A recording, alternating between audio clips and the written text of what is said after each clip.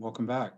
It is 12:30. We will reconvene the Colorado Oil and Gas Conservation Commission on the financial assurances rulemaking. We now have up the West Slope Colorado Oil and Gas Association, Energy Council, and Larimer Energy.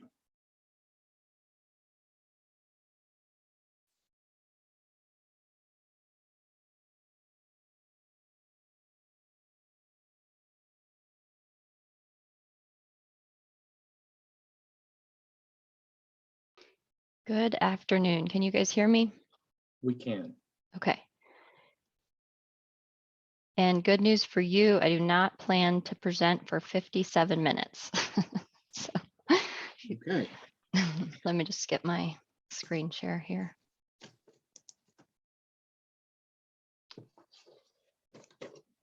Oh.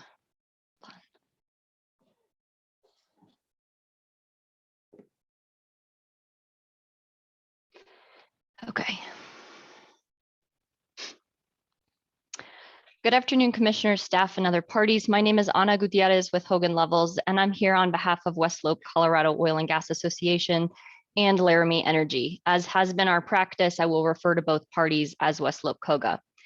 I first want to begin with a thank you, and a sincere one at that. In particular, I think Director Murphy and staff deserve gratitude and appreciation from all stakeholders and the commission for their ability to translate our hearing and commission deliberations into a revised rule. That was a big lift. And to the commission for your tireless work and your really critical thought and questions. So thank you. That is not to say that we don't have comments and particular concerns, but sincerely a thank you is very much in order. I'm going to use most of my time today to talk about what I think are the most important and core issues that either remain relatively unresolved or from our perspective warrant further discussion. I'm going to start off with definitions, specifically inactive well, low producing well, and single well financial assurance. We'll then discuss the bonding structure. We'll then hit transfers, and I'll then roll into a list of miscellaneous issues.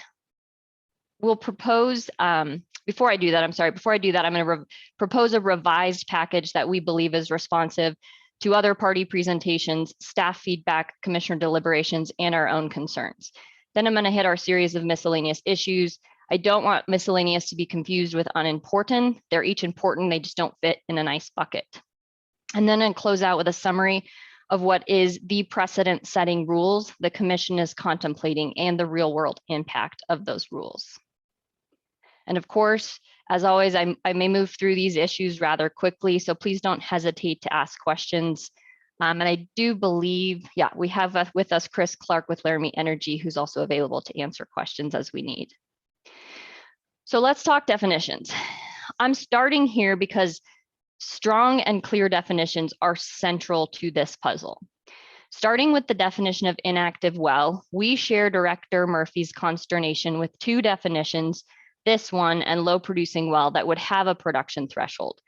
We do think there should be a definition down to zero in this rule, and inactive well appears to be the best term for that definition. Additionally, COGCC and operators have specific and fairly detailed tracking system operational obligations all tied to inactive well. So then to turn and require production threshold on a rolling basis, it would be a pretty big shift and a big change for both operators and the agency. And we've talked about this, or at least you heard from a few other presenters today, that caution that Texas does in fact define an inactive well as one that is zero production. It's only when that well is trying to come back into active production that those thresholds come into play. That aside, ultimately, we think it's cleaner, simpler, and more accurate to define an inactive well to mean inactive. And substantively, it's not necessary to have a production threshold for this term, and we'll talk about why here in a minute. Our proposal and request is that the commission revert the inactive well definition to staff's prior draft, where inactive well means zero production. And I don't want to cause heartburn about the green gas to oil ratio language. We've only relocated it and not deleted it, and we haven't revised it, and you'll see that here on this next slide. The next definition that I think requires a touch of refinement is low producing well. You'll see here that we're proposing really only minor revisions to this definition, although they are very important. We do maintain the 2 BOE and the 10 MCF thresholds. What we ask is that we revise BBL and MCFE or MCF to mean BOE and MCFE. Reference to BBL and MCF is incomplete, and it fails to account for that equivalent non-primary product that may be produced by the operator. The purpose of these production per well metrics is to consider the overall stability and financial health of that well. Operators derive revenue from their non-primary product, and that should be accounted for in this assessment. We also think that staff and Director Murphy have presented a very sensible and sound approach to assigning a well as a gas well versus an oil well. We also agree that when the non-primary product that comes out of the ground, so for our gas producers, when there's a barrel of oil that comes out of the ground, and we're trying to figure out what does that mean in MCF, that we would apply a conversion rate of 5.8, and it is appropriate in this circumstance. Lastly, I'm going to weave through some of these more technical and nuanced issues before we take a step back and look at the bigger picture. But I do want to offer a spoiler alert that West Slope COGA is proposing a new application of low producing well in this set of rules. The last definition I want to work through with you is going to take a few more slides, so bear with me on this one, but it's single well financial assurance. On this one, I think we need to see the forest through the trees. I've said this before, but for this particular definition, it is important that we're clear that anytime we use the definition single well financial assurance, we mean two options. One is demonstrated and one is assumed. This ensures equity across the state when folks like OWN or a West Slope operator down in the valley can come in and demonstrate through invoices and past experiences that plugging, abandonment, and reclamation costs are as low as $12,500 that we've heard from OWN or $20,000 that you might see in the valley. I'm hopeful that the statement of basis and purpose is a place where this can be made abundantly clear. For us, the discussion really is around assumed cost. I think we can all agree that assumed cost, it needs to be high enough to give the state and operators confidence that 9 times out of 10, the state is secure. But we don't want it so high that you get every single operator in the state coming in to show demonstrated costs for 50,000 plus wells. Unfortunately, we think the current draft would render that result. And additionally, we've talked about this before, but the current draft matrix also creates this opportunity for debate, and I think would cause more challenges than solutions to this particular issue. So let's first walk through application of the current draft rules. This is the February 11th draft and the definition and what it looks like. It applies a per well downhole plugging and abandonment cost, and then a per well reclamation cost. I want to work through with you applying that structure to a 23 well pad, and I chose that pad because I have a third-party vendor quote on what reclamation would be for this particular location. If we apply the current February 11 draft, the operator would pay a P&A downhole amount of $690,000. Because this is a Piance well, let's assume we're a cut and fill or on top of a mesa. Each is assigned a reclamation cost of $75,000, which adds up to $1.75 million. On the west slope, a lot of areas would not have topsoil, and that's not original condition. So we would conservatively assume that would be a conversation right for debate, but we would assume we would have to bring in topsoil, which would be an additional $70,000 per each individual 23 wells. That amounts to a grand total of over $4 million for this location. We can say with confidence that this is nowhere near even the outside cost of reclamation and remediation that our operators see on the west slope. For reclamation on this 23 well site, our operator received a quote of $182,887.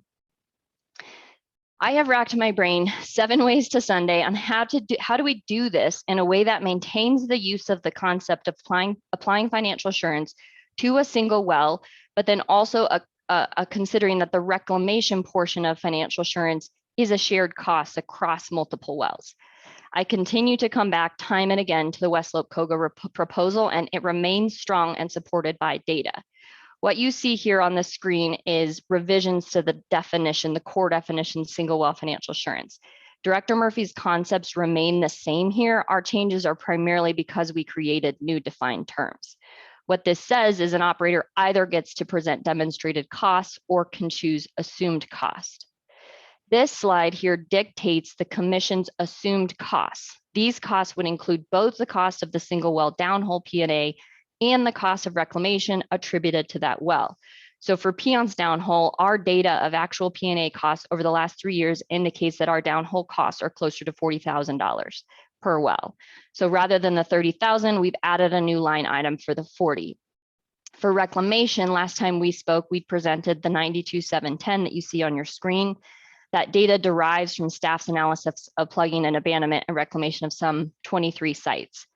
We undertook a similar analysis on reclamation costs, which includes remediation, and added and about 100 data points reflected an average reclamation on the west slope of about 96,000 or 98,000 per location. So for nice round numbers, we would now propose this to be 100,000 for the assumed location reclamation cost. To assign an individual reclamation cost, you'd then have P&A cost plus the portion of the 100,000 attributed to that well. The data supports this approach. Staff's analysis determined the statewide average was 92,710 for plugging, abandonment, and reclamation of the entire site. We're just using that 100,000 for reclamation only. So there's already a buffer built in. Director Murphy did share that their data primarily involves single well pads. So I went back through to parse our West Slope COGA data points. We have 100 data points that are actual costs over the past 3 years for reclamation. We have engaged with Director Murphy on these data. 64% of these data points involved multi-well pads, ranging from a 2-well to a 23-well pad, and we saw ranges between 13,000 and, like I said, the 100, rounding up 183,000 for the 23-well pad. If you play this approach out, it works. In the scenario of a single well pad, our proposal would require single well financial assurance in the amount of 140,000 for a West Slope well pad. That's more than the 100,000 that we had all sort of thrown around in the last round.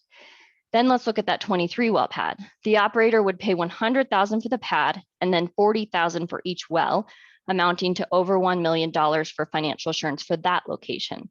For this multi-well pad, again, this received the reclaim quote of 183,000. Now I recognize that 183,000 is higher than 100,000 for reclaim. However, the cushion is created by the per well downhole plugging cost of $40,000. Economies of scale will allow shared rig costs across the 23 wells, same services, same seed, all other equipment would be available for reclamation, and it would not amount to over $1 million.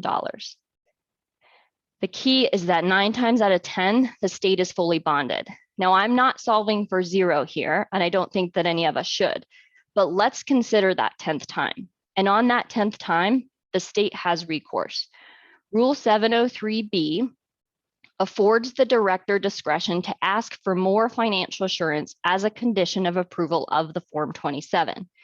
This is an incredibly strong backstop tool that I think must be considered. With that, we ask that you adopt the rule language you see on this screen, which is a red line to the February 11th draft. And this is all just summary, so it's in one place. Okay, I next want to transition us to the financial assurance program. But in about 10 minutes, I'm going to ask you to remember the changes to the definition, so don't sweep those away just yet.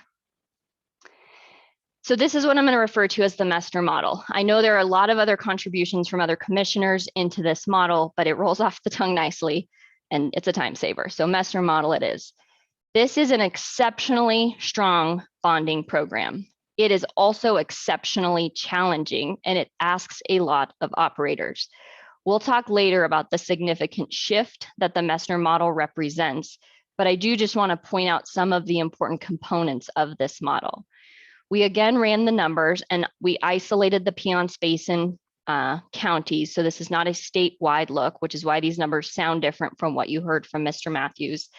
But on the Piceance Basin, this model captures about 50% of West Slope operators in options 1 and 2, and about 50% of operators in options 3 and 4. I expect you'll see a couple, maybe 1 or 2 specialized cases come through option 5, and potentially 1 private equity backed operator come through option 6 if we make that a possibility. I want to be fully transparent with the commission. While 50% of the West Slope operators are in options 1 and 2, over 75% of the wells on the West Slope are in option 1 or 2. But let's pause there for a moment. That is not a stat that brings this model down. That is a statistic to celebrate. This stat tells me that the large majority of our wells are operated by some of the strongest operators in the state with the most production, which is proxy for the most revenue. I do just want to take a brief minute to rehash why the Messner model is the way it is, in particular with respect to the MCFE thresholds. As I understand, some stakeholders that follow us might suggest that these are unfounded, and I won't, this is our presentation. So taking a step back, the Messner model wisely evaluates the health and wealth of an operator. I'll use an analogy that I've used before, but with a different person. It is a different analysis if I, Anna, own a well versus if Elon Musk owns that very same well. In the simplest of terms, that is why we are using the per well average daily production, looking at the operator on the whole. And we have taken this issue head on, and we have said from the beginning in our pre-hearing statements and initial presentations that we have to divorce the conversation about the gas play in relation to the oil play, so as not to skew the data. We have presented ample data and information to educate the commission and other stakeholders about the life of a typical Piceance well, including the costs associated with that well. While the typical Piceance well peaks early, it also declines quickly and steadily over a long period of time. Applying reservoir and cost models, our analyses show that a typical Piceance well is economic out to 50 plus years at or below 10 MCFE. That evaluation is inherently different between a natural gas play and an oil play. It is not apples to apples. The product is different, the operating expenses are different, the business margins are different, the systems are different, the infrastructure is different. We also considered the fact that BLM has determined that a gas well producer with a per well average daily production of 60 MCFE is a highly producing operator. And that's the point at which BLM considers whether to start crediting financial assurance for that operator.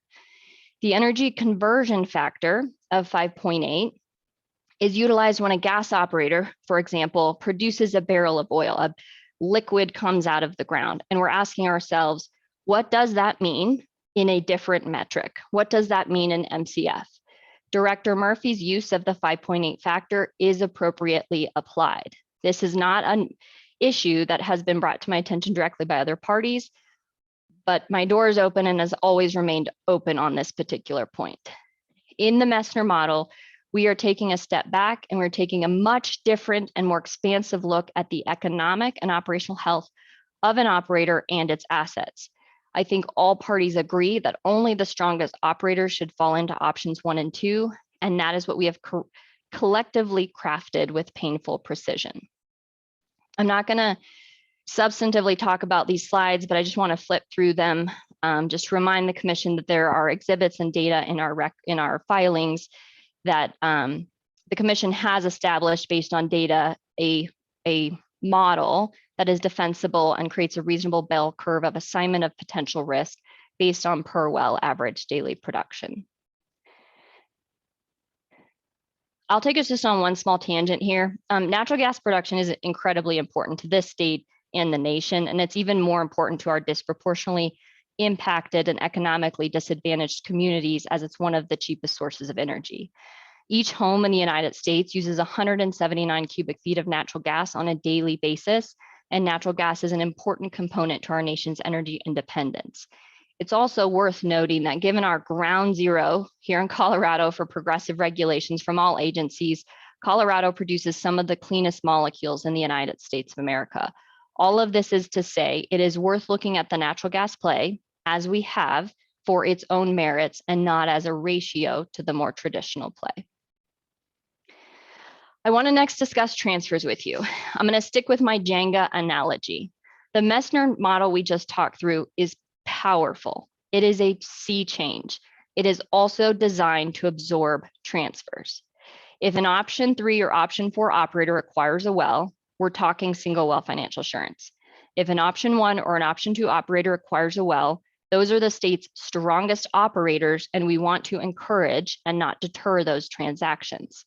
The Messner model is delicately balanced. It is precise, it is exacting, it is intentional.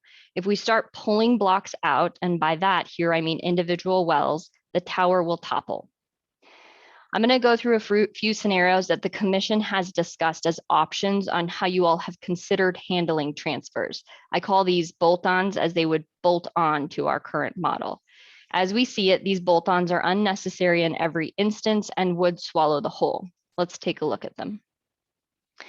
The first bolt-on is the one considered as a part of the February 11th draft. This is where all wells transferred would require single well financial assurance. Some exceptions, but let's set that aside.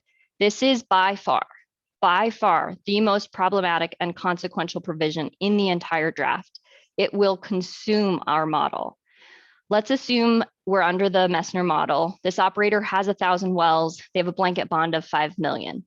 Let's assume this operator acquires 500 wells. For sake of discussion, I'm going to apply a $70,000 single well financial assurance fee, which I think is conservatively low, just because we don't have the facts to determine what is each well's specific assignment for single well financial assurance. That is a $35 million bond on one relatively small transaction. That's a 5 times higher bond for 33% of that operator's well. At this rate, the operator is well over what the commission has referred to and talked about as an Uber bond at 30 million, which is already an excessively high amount on its own. Bolt-on number 2. Let's assume the requirement is single well financial assurance on all new wells upon transfer. This is not in the draft, but it's worth addressing why it is not in the draft. The result here is also unreasonable. And the reason is because once tagged new, it is new for its entire life. So we will have a significant pool of these wells that upon transfer will require single well financial assurance. So using the same calculations, assuming an acquisition of 50 new wells, we would be asking for a 50% increase in an operator's financial assurance for a very minor transaction, accounting for 5% of that operator's wells. This also is not a reasonable approach. Bolt-on number 3. Let's assume single well financial assurance for all new wells drilled.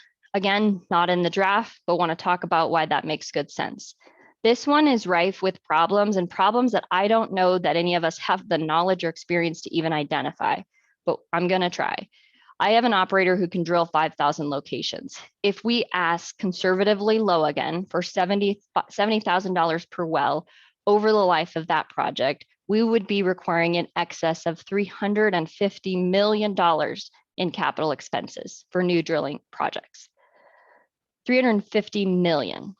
There is no financial instrument that allows that operator to access the funds and simultaneously hold those funds, which also must be transferable, as collateral. This is not a workable solution. There's also no cost savings. Let's look at just 1 year as a snapshot. It's a comparison of $4.2 million locked up in trust annually, or some percent premium on 300,000 annually. The premium wins out every day. West Slope COGA agrees with Director Murphy here that the goal is for strong financial assurance and also space and flexibility for operators to manage their own effective P&A programs. If we lock this type of cash up, we are pulling funds that can and should be dedicated to plugging and abandonment, wildlife mitigation, community projects, all the other endeavors that we want to see out there. We have to strike a balance of securing funds against a calculated risk while ensuring operators can sustainably operate in compliance with all applicable rules. None of these bolt-ons offer that balance. Lastly, I will say what I've said before is one of my primary concerns remains that if we add bolt-ons to transfers, we are going to unbelievably complicate these financial assurance plans. Wells in this industry change hands. It is the nature of the business. So let's imagine a financial assurance plan in 5 years that's trying to document wells that are under blanket bond, some that are single well financial assured because of transfer. Some are new, one wasn't new, but it was transferred. Another one is a new well drilled, so let's mark that in a separate bucket. Oh, and then there's a few inactive ones that need to be bonded up, right? We are starting to complicate what is a very clean system in a way that is not necessary. The goal here should be to simplify the model and not complicate it.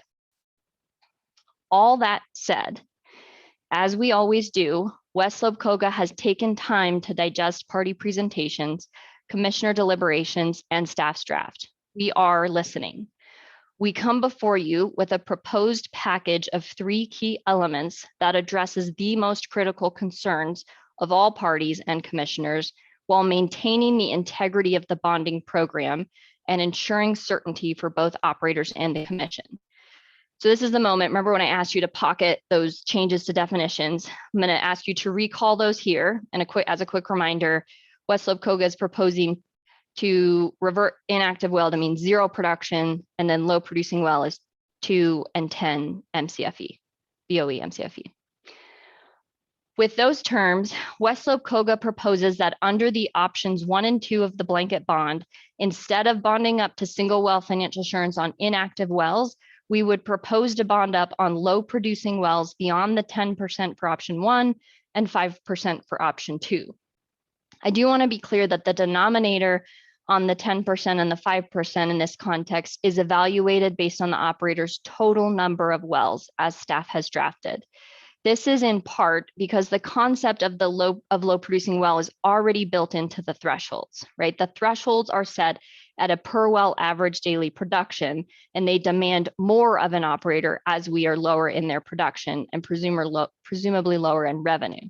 So on balance, with the use of the term low producing here, which again captures that 0 to 10 MCFE that was previously not captured by inactive, this is a significant change and will require operators to bond up to 90 and 95% of their low producing wells against their well count. The commission should recognize that this will put an incredible amount of pressure on West Slope operators in particular, who carry lower producing wells. And I'll explain why we offer this as a package so that we can avoid the bolt-ons, right? Let's add some more meat and potatoes, put the Messner model on steroids, but let's keep this tight and clean. For one operator, and this goes to the point of the amount of pressure on West Slope operators. For one operator, the change from the definition of inactive to low producing well under this model is really monumental. For this operator, it's a difference of 124 wells that would be pulled into having to bond up to single well financial assurance because it's over 5% of their full well count on low producing wells. That is an amount of over $17 million, and it adds up to 17 million because I used 140,000 because most of these are single well pads. These are consequential numbers. These numbers will force the operator into the position to consider its retirement plan for those wells. It will make them ask the hard question. Do I want to pay single well financial assurance, or do I want to think about asset retirement? Aligned with that proposal, we think it makes good sense to have operators provide you a list of their low producing wells as a part of the plans. This helps facilitate conversation with the commission regarding asset retirement, and it allows for an opportunity to educate the commission on an operator's systems and how they are managed. As a part of this holistic package, so this is how it ties together, is because low producing wells are now addressed in a very big way through our proposal, we're proposing that the commission requires single well financial assurance upon transfer of inactive wells. We maintain your built-in exemptions. This provision, again, will achieve the commission's goals. It will force the buying operator to decide, will I bond up to single well financial assurance, or do I pursue P&A? In so doing, we have just a delicate impact on the Messner model while requiring single well financial assurance in a more significant way within the model for low producing well. But we're not pulling on this transfer piece that starts creating trouble. You will see that I've added a new subpart triple I here. I do think it's incredibly important that if we do require single well financial assurance on inactives at transfer, and that buyer is already option 3 and 4, that we respect the contribution timelines we've worked so hard to achieve. I'm not particularly wedded to this language. The point is their financial assurance would go up, but it would fold into their plans in those sort of extended horizons, if you will. So let me summarize our core package. We maintain the Messner model, which is an incredibly strong program on its own. We require bonding to single well financial assurance for low producing wells over 10 and 5% of the total well count for options 1 and 2. And we require single well financial assurance for all inactive wells on transfer with limited exception. It is clean, it is simple, it accomplishes the majority of all parties' goals, I think, and some, and we respectfully ask that you adopt it. I do want to walk through a few additional revisions to the bonding program in the 700 series. I'm going to go there now, but this is the core of the proposal that sort of ties loose ends, as it will, on some of the bigger pieces. Comprehensive bond. So there's been good conversation about this already today, and I would love to take questions and talk with you about it after we present. But West Loeb COGA supports the comprehensive bond. Our point is that it should be available to private companies. They are equally as financially secure. There's information and data to present to the commission. Maybe it has to go in a closed door session, but it can be done. And same point, if a surety can secure a 30 million bond to that company, clearly the surety market has vetted that entity. I will say that after conversations between Commissioner Messner and others, we are open to a different number than 30 million because I agree that we don't want this number to be a discount. That is not the goal. But I do think that we won't need to put that number down because we need a backstop. We need that as a comp bond and a cap, which transitions to my next point, to ensure that there is true equity and consistency across these rules. So along the same lines, we've been discussing comprehensive bonds sort of as an Uber bond, one that's really out there, exceptionally high. That comprehensive bond, which is all encompassing of transfers and all other components of this rule, should also be considered a cap under the blanket bond amounts. That way we do ensure that there is equity and consistency throughout this rule program. And this is same thing, just options 1 and 2. All right, we made it to miscellaneous. You're probably hoping I was done, but I do have a few more slides. We are on the downhill. I want to reiterate that while I tag this miscellaneous, it's only because they don't group well together. So I am going to jump a little bit all over the rules, but they are still really important to address and worth discussing because this is really our last opportunity to do so. So federal wells. West Loeb operators can reluctantly agree to this provision. We have stated our position that BLM has and will continue to manage a strong program, and we won't, and I'm not going to repeat any of that here. I only have 2 asks on this one. The first, I asked for a modest revision from October to December 2023 for a couple of reasons. The first is we truly want this to be a backstop and not a front stop. I recognize that the federal government may take some time to get through its rulemaking, but stakeholders are owed that due process and we should let it run its course. Also, October, for what it's worth, falls during budgeting season, and this seems like a particularly important line item for folks to budget. Second, among many provisions, this is one that I think is particularly important and would benefit from some really strong SBP language. We haven't seen the SBP, so I haven't crafted language that would fold in, but we should be clear that the state wants to respect BLM's rulemaking and its application of its new rules, and that the state will work with BLM to develop an approach to coordinate these programs. I think we should also be very clear that our goal is to avoid double bonding. That seems like a great place for a conversation in the SBP. So the Orphan Wealthy, this one for me is a little bit tough to respond to because I understand that the values in Director Murphy's presentation from 2 days ago, was it only yesterday? I can't, 2 days, maybe Monday. Either way, lost track of time, is they're not accurate. That's not, the end result doesn't get us to 10 million. So it's hard to assess which one could we land on because the numbers aren't, we just can't run the values, right? So my response here is a little convoluted because I don't know exactly what's on the table, but we would prefer a per well fee. It's cleaner, it's simpler. If we had to pick one of the three sort of grab bag options, I think we would go per well fee and a cost per foot of total vertical depth. I think our bottom line here is that we need certainty, and we have to be clear that the fee is not going to exceed $200 for any given operator. But that is a significant amount of money when people have a good set of wells. I do think this is another point where we could utilize the SVP to be clear about the commission's intent. And this to me is particularly important since there's specific language in the rule that says we're going to look at this every 2 years.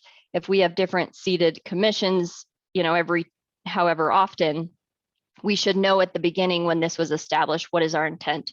Our intent is to collect up to $10,000 annually. Our goal is to do it by approximately $200 per well.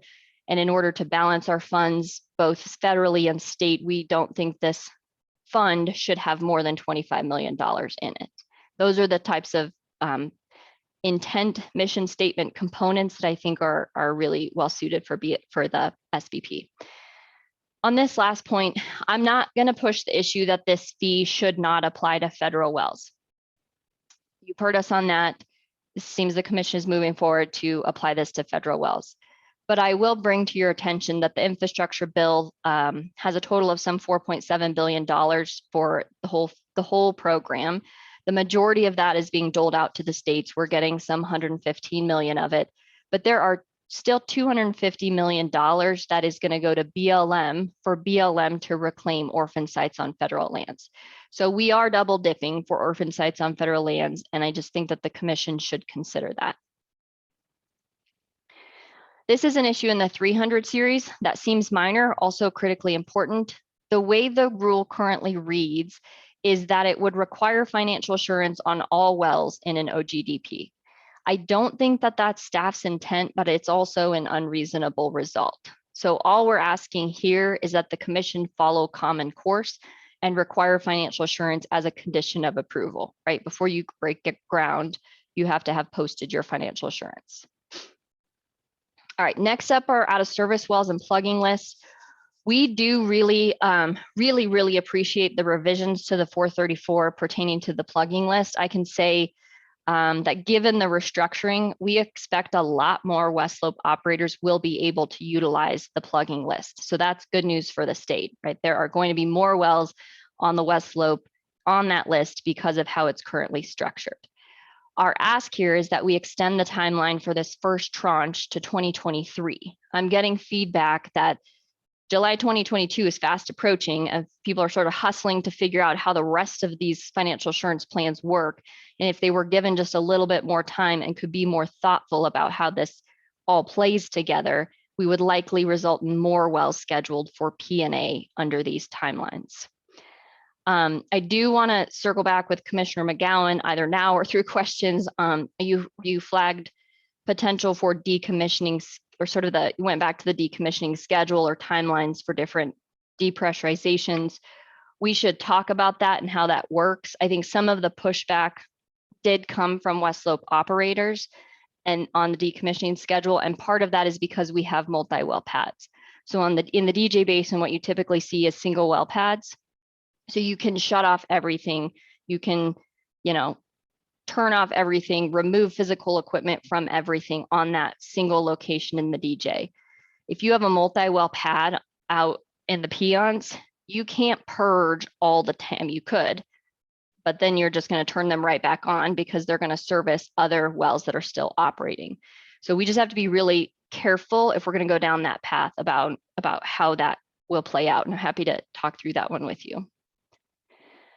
Okay, so Mr. Lepore raised this issue about the surface owner protection bond, and I think it's a good one. It has been the practice of most operators across the state to carry that $25,000 blanket bond.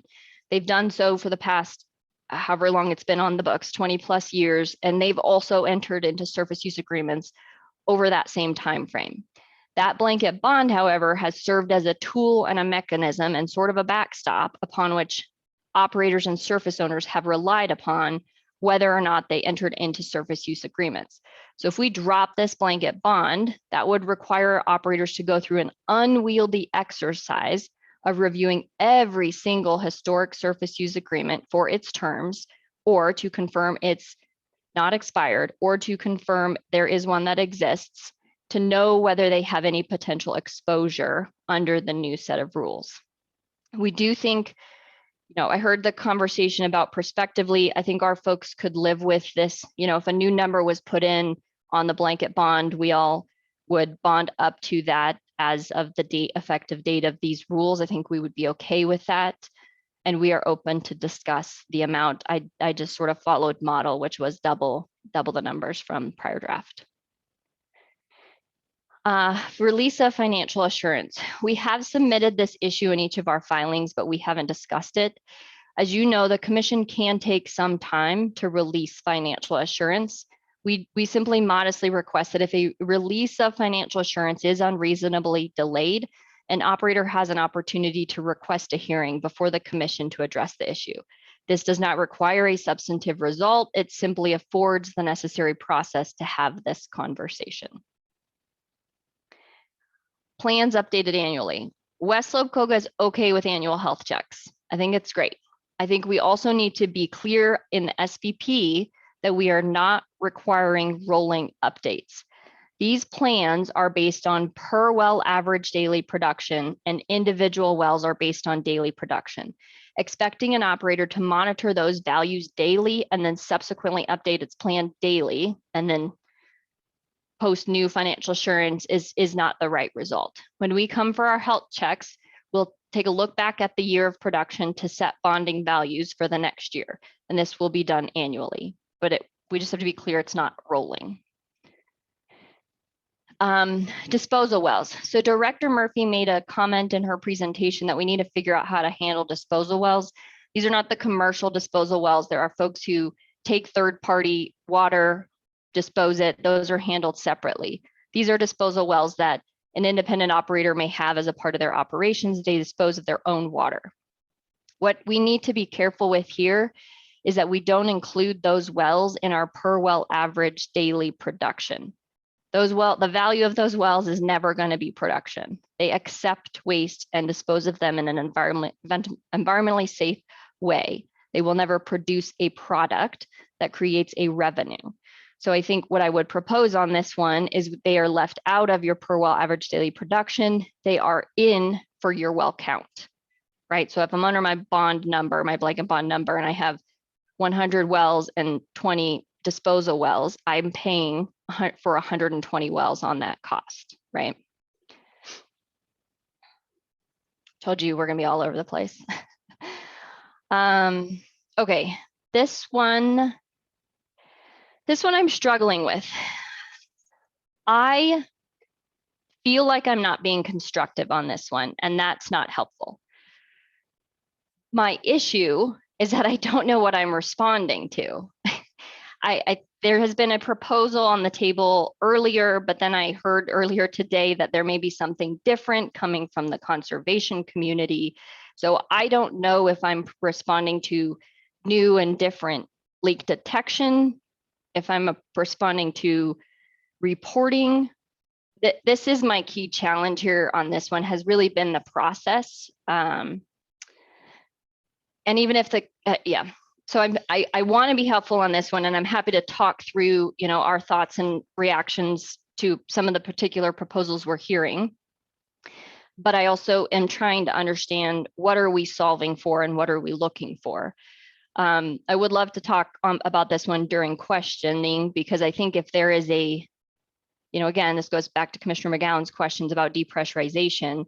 When we're looking at a out of service well, we're either looking at a temporarily abandoned well or a shut-in well. If it's a temporarily abandoned well, it has a physical and mechanical isolation device, and it would be depressurized before you install that. So that one is not a sitting pressurized well.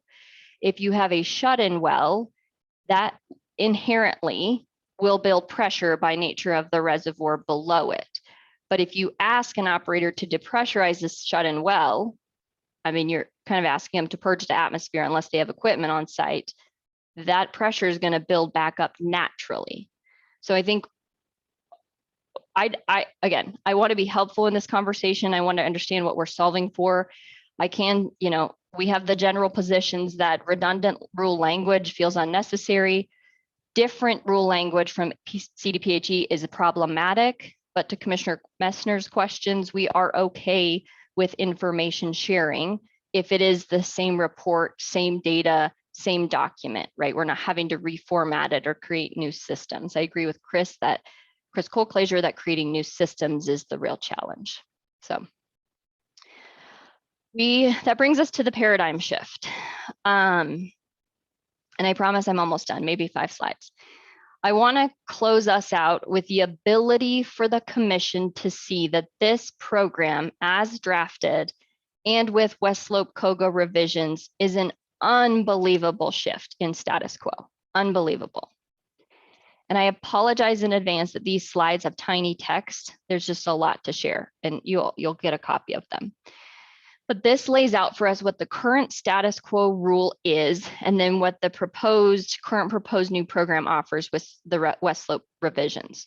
So recall that our current highest blanket bond is $100,000 at 100 wells. An option 1 operator at 100 wells is paying $1 million. An option 2 operator at 100 wells is paying $1.5 million.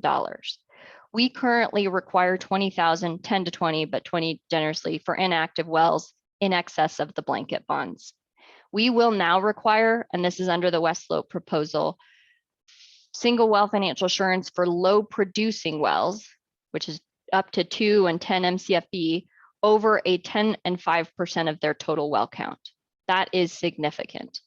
Surface owner bonds, they will double. General liability increased by 5 times. The Orphan Well Fund, it now exists, and it exists in a big way at approximately $200 per well, amounting to, with the federal funds, well over $115 million over the next 10 years.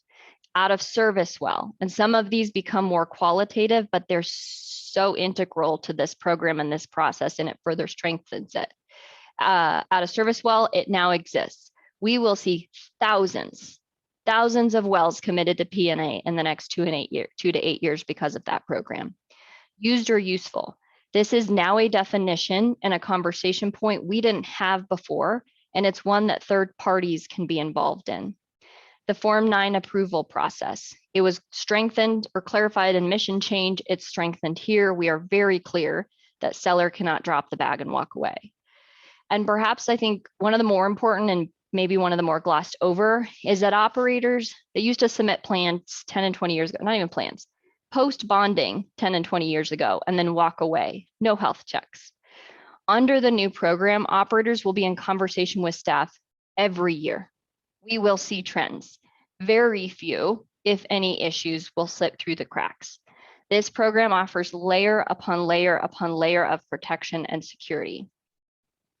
I'm going to skip this slide because it's just the current bonding rules in the program. But I want to show you how this rolls out into real world impacts. So these data are largely based on operator info. I have modified them to preserve anonymity, so please consider these as examples and not real world data. Operator 1, they have 600 wells. There are 60 MCFE per well average daily production. That sits them in bucket 2, option 2. They're currently bonded at $1 million for just their well site bonding. They bump up to 7.5 million. 350 million of those is because 5 of those wells are over the 5% low producing threshold. And I said 70,000. We could use 140,000. I'm just throwing a number out there. Everybody's bonding up surface owner bond. Again, this number may go up based on this conversation. Gas facility bond. This is important because as we talked about on the West Slope, we operate these systems. Nearly every gas operator on the West Slope has a gas facility because it is a system, which is why you see such cost savings and infrastructure costs. So they are all gas facility bonded. Annual fee, these are big numbers. Half of these, multiply nearly every one of these operators' numbers by 2. That's your total well count. And for each of those wells, they have an annual well registration fee of $200. We go from $1 million to 800 or say 800 to $8 million. Operator 2, I want to draw your attention to operator 2 and 4. They are, relatively similar with bigger well counts. Option 1 operator comes in at a 9 million blanket bond. Option 2 operator with less wells comes in at a $26 million blanket bond. This is in part 1.7 of that is due to 25 wells being over the 5% low producing threshold that we've established. This operator goes from 3 million to 27 million. This operator jumps from 700,000 to 10 million. Both very significant. Operator 3 here is experiencing single well financial assurance. If I did this again, I would probably bump this up to 140 because most of these are single well pads. So expect this number to double. So we're up closer to 4 million from 125,000. These are on the ground significant impacts.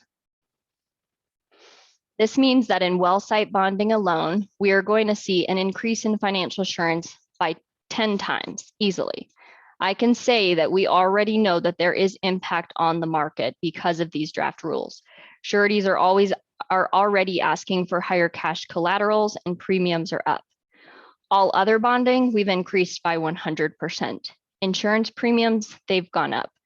And operators are paying millions of dollars in cash annually to support the annual well fee. This is precedent setting, hands down.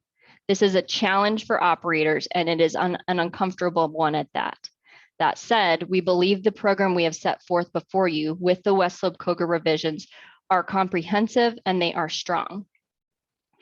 As you deliberate on these rules, we encourage the commission to ground your evaluation in baseline principles regarding financial assurance. First, adequate financial assurance is the response to the evaluated risk associated with the operator based on its entire portfolio. Let's let this bonding program, as we have carefully crafted it, do its good work. Second, inevitably, the risk is not the same in all circumstances, which is why we have crafted variations throughout the program. Single well financial assurance is not appropriate in all cases. Finally, bonds are not the pool of funds from which an operator draws for plugging and abandonment, meaning the rules must be mindful about financial assurance demands to ensure that operators have the accessible funds to sustainably operate in compliance with the Act and all the rules. With that, I close out and I am happy to answer questions.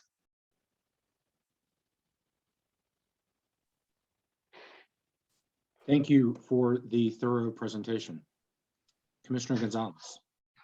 Thank you, Chair. Thank you, Ms. Gutierrez, for your presentation today. I've got 2 questions here in my notes, and maybe more from deliberations, but I mean from other questions. But I'll start there. I'm failing to understand, and maybe there's something on my end here about how the blanket bond for the surface owner protection bond, how that translates to this need for certainty within existing SUAs. Did I understand that connection correctly? Because I don't understand the reasoning outside of that. Yeah, so let's go back to that for a minute. And I will admit, I am not an expert on this particular provision. So if Director Murphy or others have insight on this, that is, this is all fast and furious. So wanted to flag an issue that was raised a concern to me. But the issue that I read is this surface owner protection bond is only required if you're not a party to if you don't have a surface use agreement. So then what folks have done under the past rule is just said, I'm going to do a blanket bond because it's kind of my check, it's my security. So if we happen to have a situation out there where there's not surface use agreement, which is atypical, I agree is atypical anymore, but it may exist, right? There's some risk, there's exposure, so folks just carry that bond.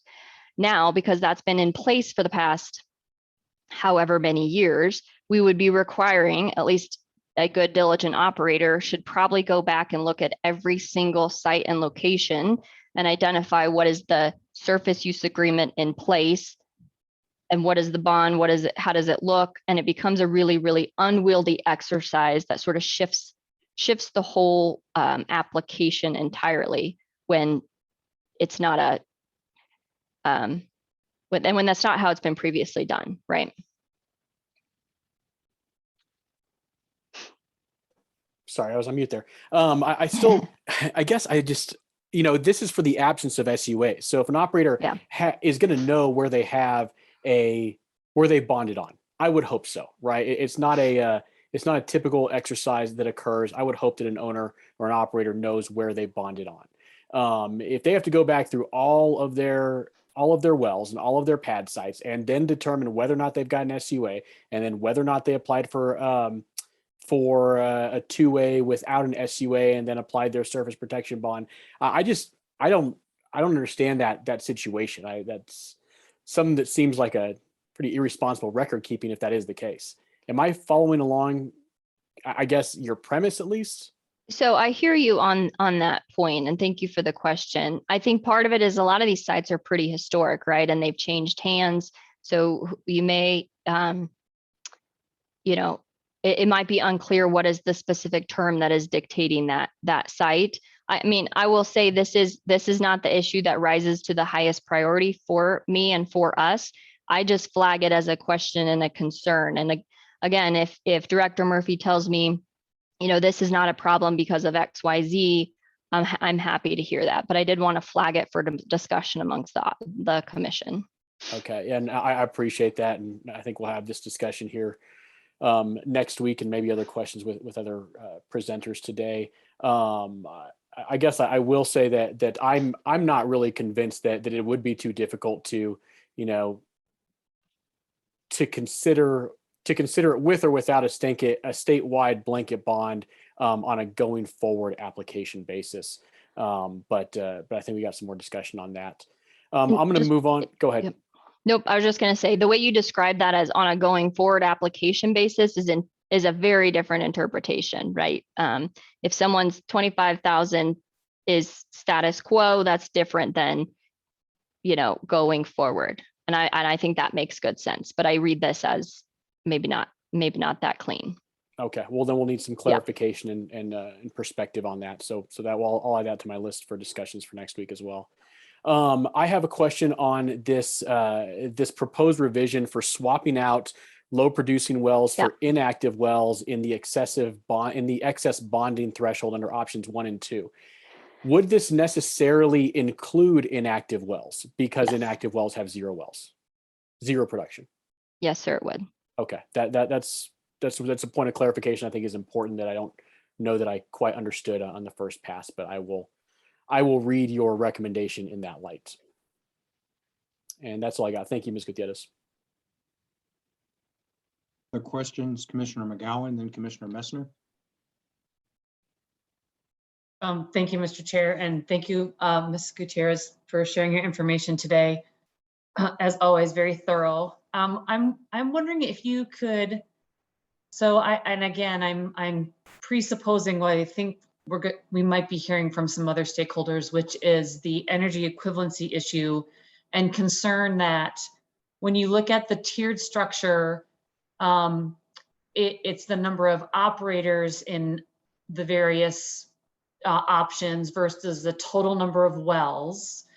And so, for example, if we were to use the energy conversion, option 1 might be 60 BOE per day, but something more like 350 MCFE per day to be an option 1 operator.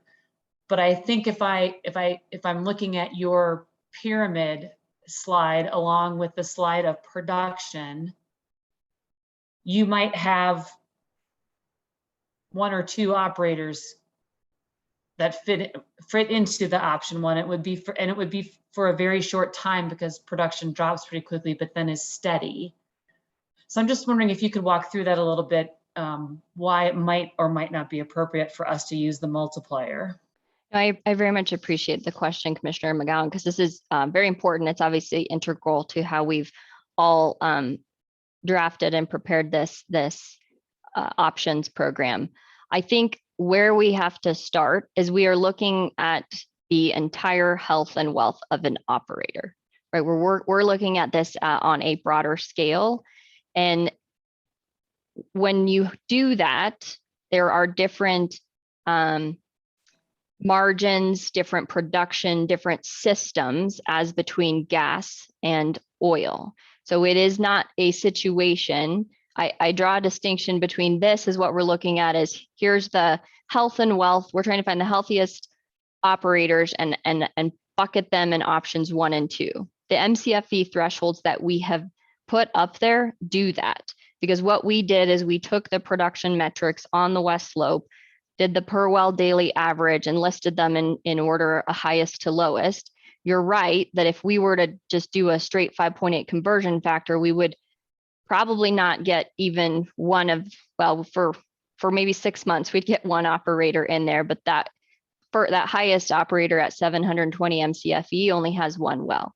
So as we know what that decline of that operator looks like, they're going to decline rather quickly. So, but we also know the economics of these wells, right? They have a spike, a spike and a slow, steady decline, but the margins are different. So across that entire life of that well out to 50 years, that well remains economic.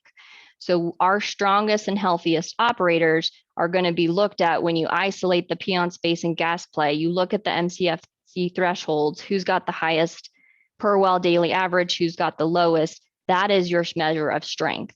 It is not looking at a gas operator as compared to an oil operator. That's apples and oranges. I do agree there is a place and a time for a 5.8 conversion factor. And again, Director Murphy has used that in the appropriate fashion, right? If I'm a gas producer and I have a product that comes out of the ground that is liquid, oil is produced as some component of that gas. It's primarily a gas well, but you'll get some oil.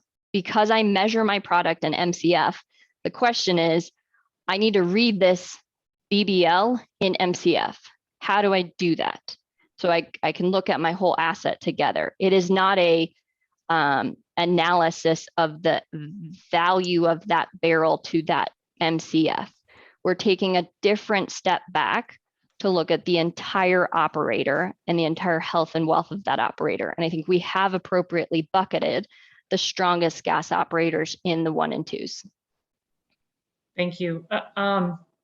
Switching subjects, going to the out of service well list and the AVO annual assessment versus reporting aim. And I'm not to beat on a dead horse, but I think I'm not understanding when a well is put into out of service on the western slope. Are you saying that it is not depressurized, that what is happening in the DJ Basin is not the same as what's happening when we define a well as out of service, and what kinds of things we do to, I mean, several things, right? One is, I think some folks are concerned about leaks and what might be happening when that well is sitting there in the out of service realm.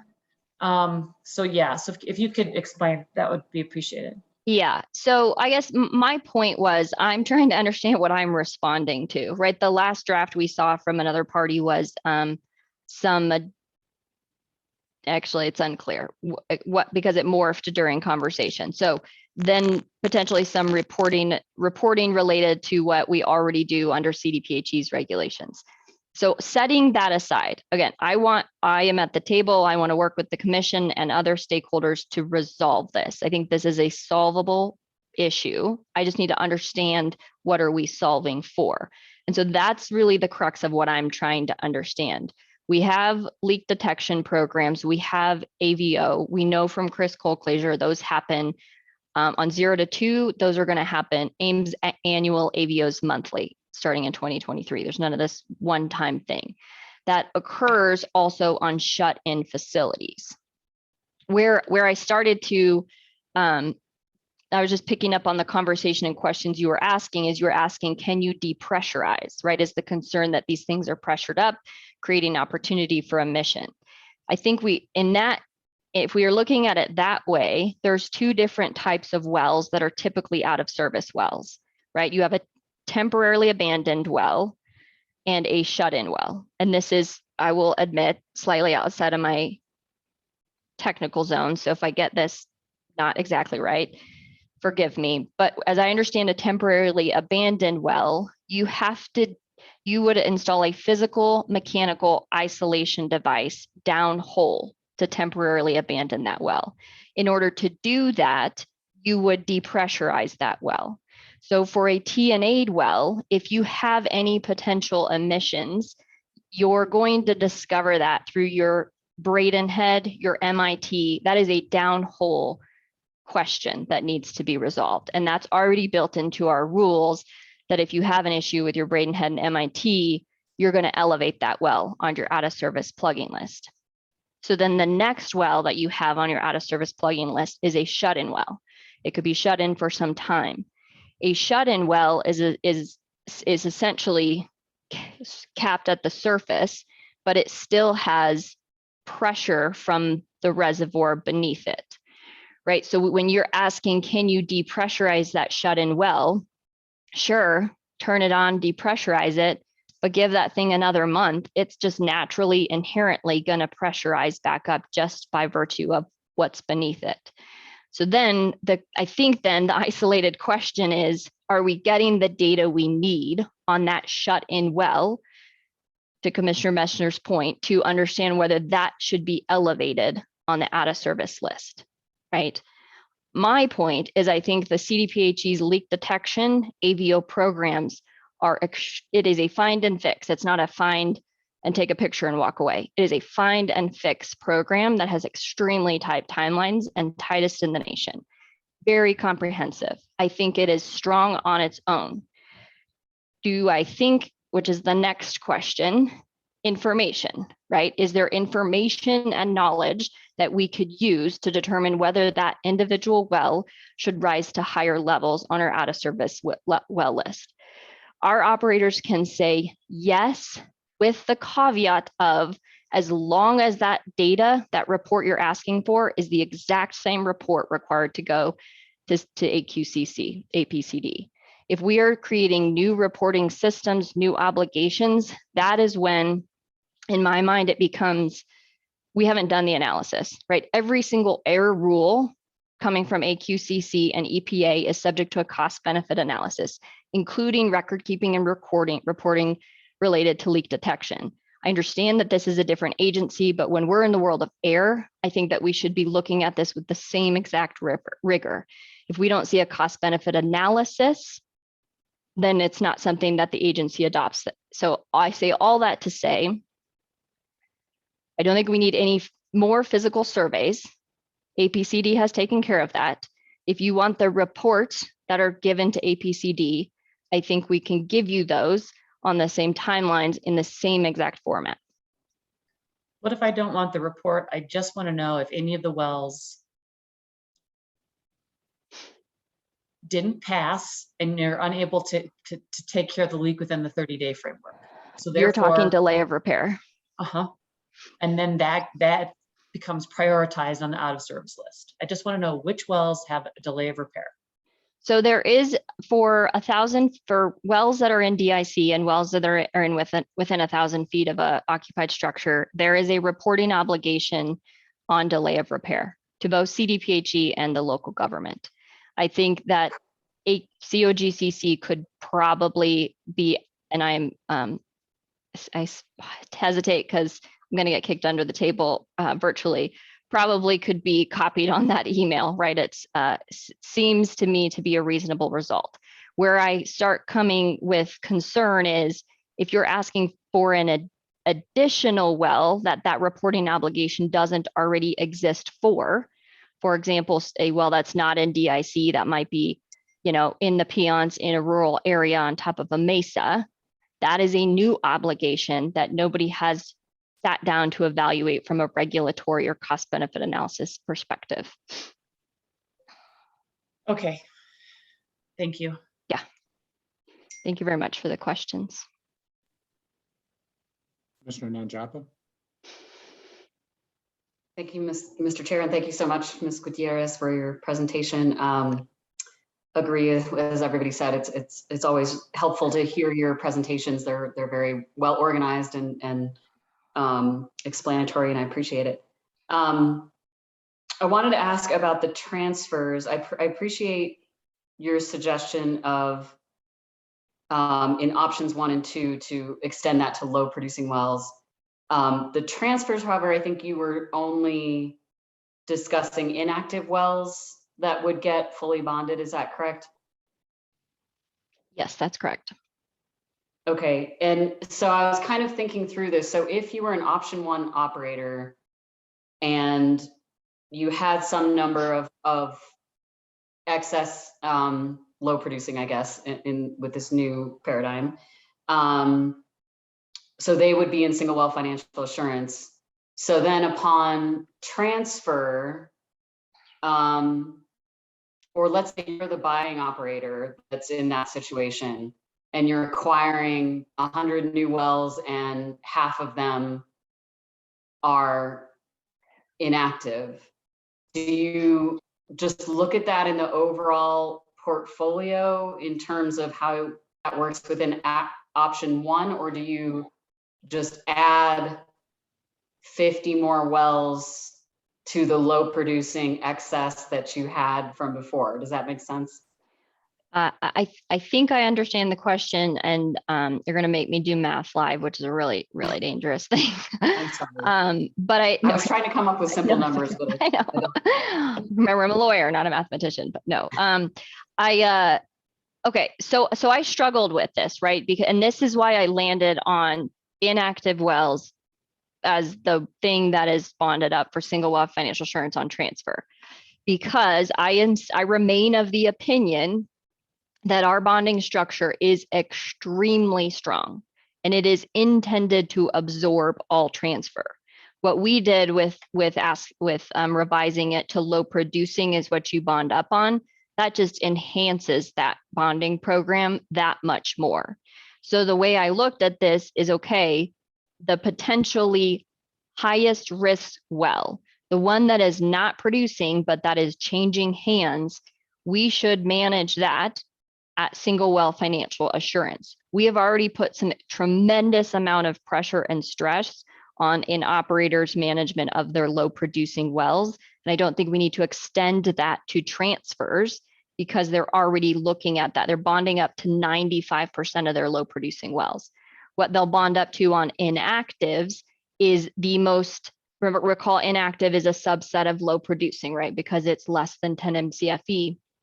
So we are requiring that of that bucket of low producing, we're by, virtue of the transfer provision, we're demanding that those inactives are bonded up, that they don't fall into that 5 or that 10% of unbonded up to single well financial assurance. So it sort of takes care of that highest risk potential well while maintaining this bond structure, which I don't think every time we try and bolt something on it, it complicates it in a way that I think is extremely challenging.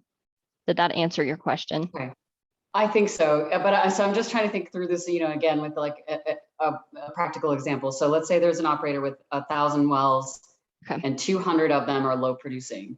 So they're able to include in their blanket bond up to 10% of their low producing wells.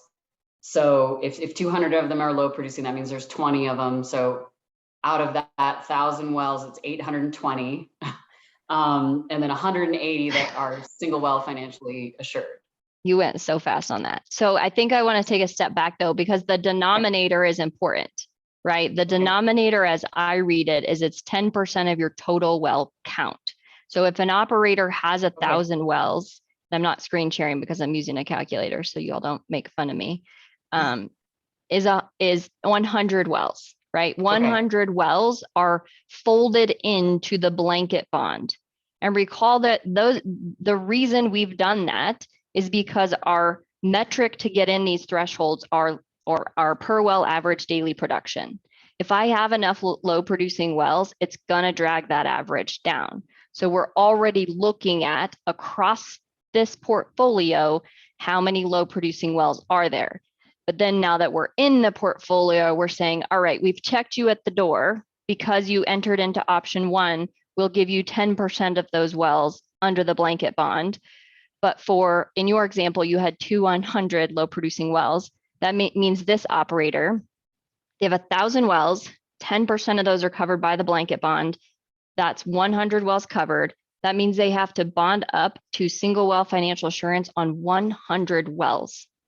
And if those are single well pads, which may be the case for a lot of these lower producings, we'll just do that math. That is a $14 million bond. $14 million. That is it. That is significant. That causes that decision point.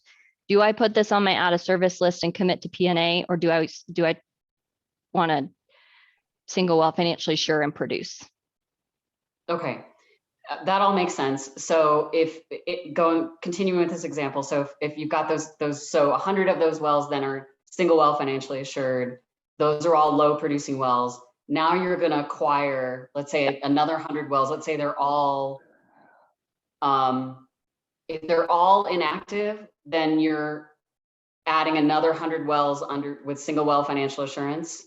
If Correct. some of them are inactive, then it's only those that are inactive that you add on, but the rest of your, like, do you recalculate the whole total portfolio, or how do you arrive at, I mean, is it just whatever proportion of inactive wells are transferred, get sort of bolted on, to use your phrasing, Right.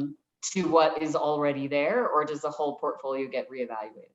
I really appreciate this question because it's making me dig a little deeper into this, which it confirms for me as we start pulling this thread, why we need to maintain the bonding structure as a whole and let it do its job. Because what you're calling out is the problem that I foresee on any of these bolt-ons, right? Because so I think what we would have to do in this proposal is you have to create a new bucket in your, and I'm thinking live on this, so bear with me, but you'd have to create a new bucket in your plan that buckets your inactives acquired upon transfer. And those are single well financially assured. I think I have to think through whether you reevaluate your low producing. And maybe you do, because that would increase that number. And then you just have to confirm that you've already single well financially assured on the right percent, right? But that again, this is why the bolt-ons create complications that I think we don't need, but we are offering inactives as single well financial assurance because we have heard the most concern around those particular wells, and we want to be responsive to the commission's obligation by statute to take a close look at transfers. Okay, so why not upon transfer just reevaluate the entire portfolio? And if you're an option one operator that's buying, it's then just the same 10%. You can blanket bond up to 10%, and then the remaining low producing wells, and continuing with low producing, not just inactive, would get single well financial assurance. That's, I think, where we have come from the beginning. That is our preferred approach. If the commission would be so kind as to adopt the Messner model as is with our addition of the low producing in there, we 100% support that. Based on deliberations and conversations with our other stakeholders, we were aiming to be responsive to concerns raised by this team as a whole. Okay. And with the transfers, the way I believe we have it now, I mean, there's the inactive wells. I believe we still have to, there still has to be sort of like a plan, for what's going to happen with them and whether they get, upon transfers, if they're all bonded fully, that's one thing. But I think there's still, sort of a plan for what to do with them. So I guess I'm still kind of thinking through this in terms of, so upon the transfer, maybe there's some additional calculation of either you just tack on the inactive wells or you reevaluate the whole portfolio. If there are no additional transactions or anything like that in the next year, then in the following year, when your plan is reviewed, is it just reviewed?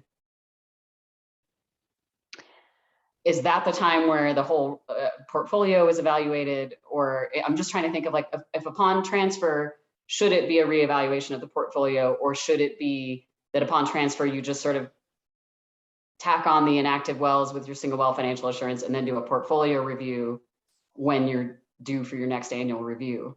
Yeah, thank you for the question. And again, I think you're highlighting, why bolt-ons are a challenge. The way I read and understand how the commission has been discussing these bolt-ons is if you acquire 10 wells, say you acquire 10 inactive wells, those are single well financially assured for their life.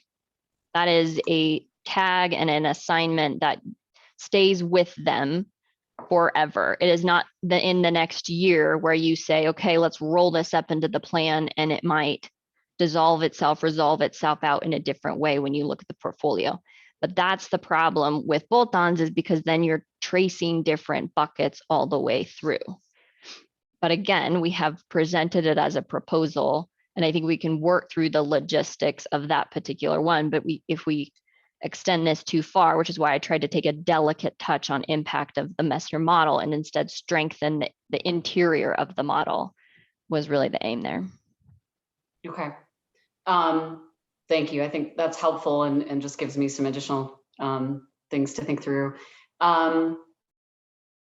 So the other question that I've been asking other stakeholders just in other conversations is,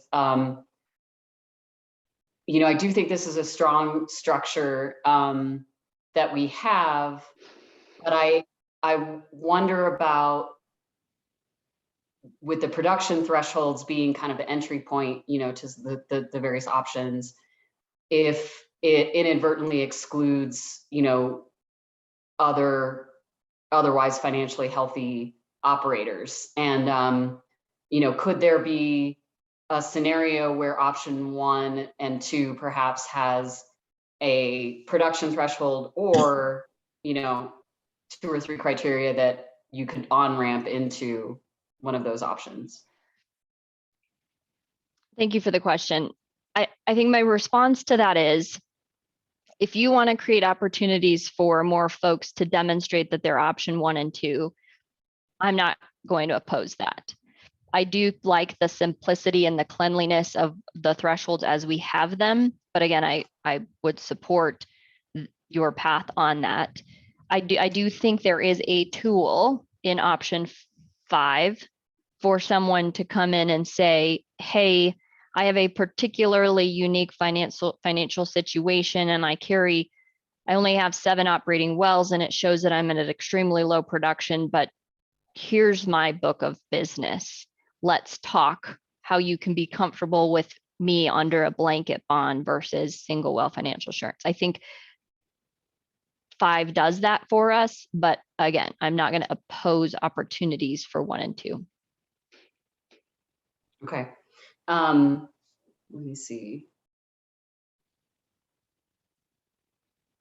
And then did you say, I just wanted to make sure that I understood correctly, that you were okay with the surface owner protection bonds being applied, you know, upon these rules going into effect, where if there is a statewide blanket that is put in there and potentially at a different value, that would be, that your clients would be okay with that?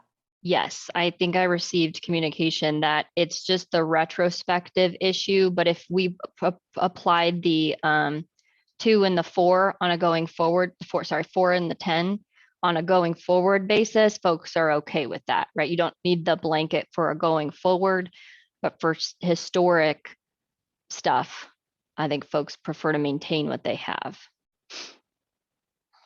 Okay. Sorry, I may have just spaced out in there. So you're saying going forward, so people that already have a statewide bond right now at 25, you are saying they would maintain that, or they would bond up to what the new statewide level would be? So, and this is, I wish I had an operator who, and I don't want to call on Chris because we haven't prepped for this particular one, but Chris, if you have any insight on this, please feel free to speak up. But my understanding, again, is the concern is with the historic use of the 25,000 on existing operations, locations.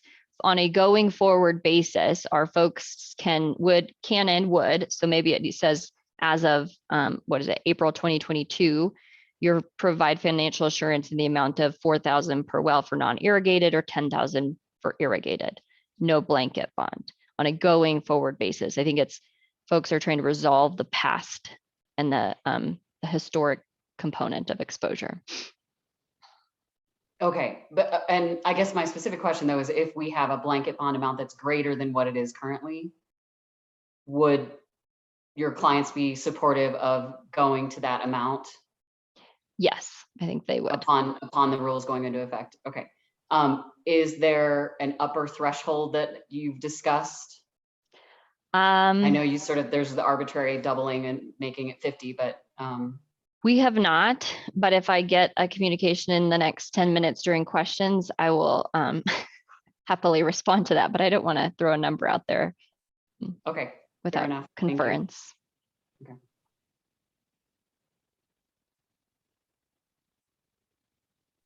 Commissioner Messner? Thank you, Mr. Chair. So I think the introduction of low producing wells in the option structure is a good idea. I really appreciate that. I think that simplifies things. I think I think that does enable the inactive bonding to go to a zero production value and does simplify a number of different things. And so I do appreciate that suggestion, but I wonder if you would go to that slide, because I'm not sure that I understood the language that was there. Okay.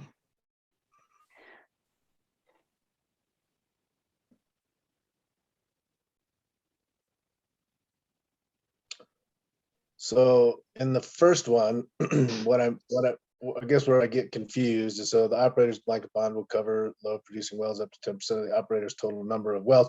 And understand that, I think I've even heard in testimony today, two different interpretations of the 10% and the 5% and what it covers. And so I do think that we need to clarify that. I do understand what you're proposing, which is 10% of the operator's total number of wells. So that is clear to me. When I proposed kind of the utilization of that last week, I was basing it on 10% of the operator's total number of inactive wells. So I'm not saying one is better than the other. I think there's different applications of these things, but I mean, I even heard COGA today indicate that I believe that what they thought was 10% and 5% of the total number of inactive wells. So I think there's some confusion there. So I do think we need to sort that out at some point. But in this particular piece, what I don't understand is pursuant to Rule 434C, the operator must provide single well financial assurance for any inactive well that exceeds the 10% threshold. Should that say low producing? So that is a good question, and one that I probably didn't just circle back for cleanup because I was focused on the 10% and the 5%. But I believe the 434 is when you have an inactive well and you either have to put it on the plugging list, single well financially assure it, or yes, I think those are your options. So that holistically, Okay. we would have to clean that up. But I see your point there. That's a fair point. It was just a little confusing. I mean, Yeah. I do think that the intent here is that any low producing well up to 10% of the operator's total number of wells would require single well financial assurance. Yes. And then perhaps this other piece would have to be cleaned up as far as how it interacts with 434C. And so I think we can work through that. I just wanted to make sure that it didn't mean, if you weren't meaning that only inactive wells above the 10% threshold would require single well financial assurance. No, and thank you for flagging that. That's a good point. It would just have to, I suppose, I think it just would need to be rephrased to say any inactive well as a subset of a low producing well that exceeds the 10% threshold, which is based on low producing, right? Right. There's a few more words in there, but yes, I think that's a good flag. Okay. And then in the change in the plugging list, as far as the date goes from 2022 to 2023, and I think I know the answer to this, but you're indicating that operators would be required to meet all of the financial assurance obligations based on whatever the outcome is from this rulemaking on April 15th, 2022. They just wouldn't have to designate what needed to go on the out of service plugging list until 2023, at which point that may change what their financial assurance obligations are. Is that correct? Yes, thank you for the question. That's exactly right. We're not trying to push the first submission date out to 2023. We're just saying when folks sit down and really crunch numbers, I think that we will find that they are able to be more thoughtful on this asset retirement and put more wells on that plugging list. And they're going to be more likely to do that if they have this nice sort of tranche of timelines out to 2030. And then on the slide where you introduced the 30 million comprehensive bond cap into the option 1 and option 2 blanket bonding criteria, just to make sure I understand, were you suggesting that the cap be 30 million for the blanket bonding amount, or was it a cap for overall financial assurance liability? Thank you very much for the question.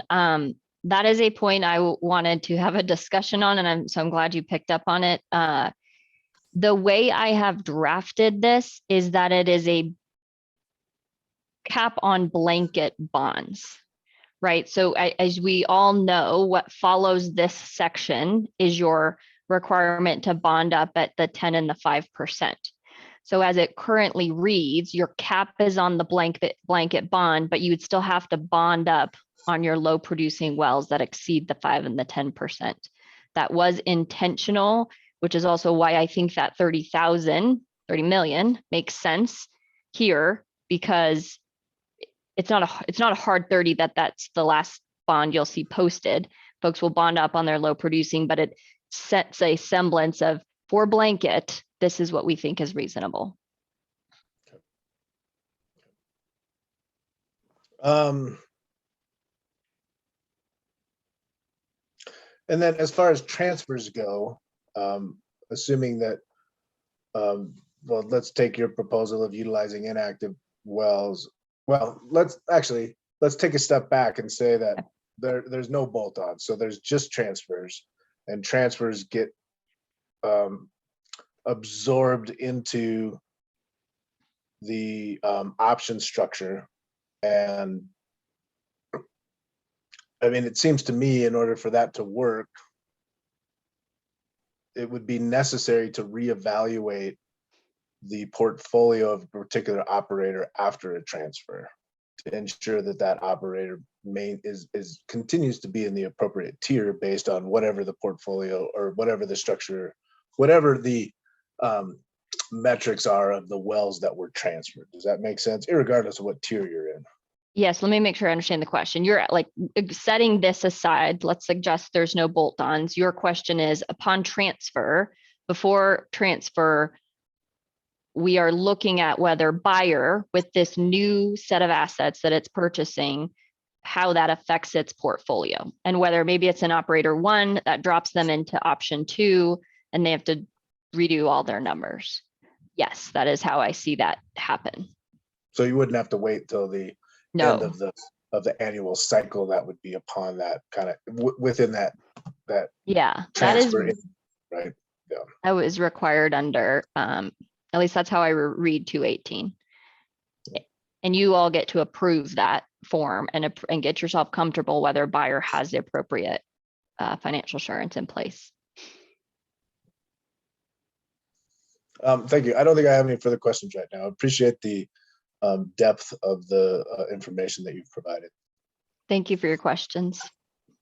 Commissioner Nanjapel?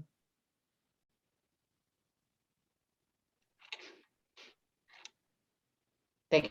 My question got answered. Okay, great. Anything further, folks?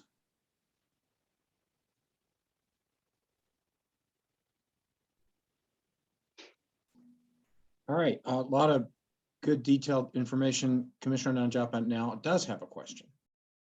Sorry, I looked at my notes and I found another one.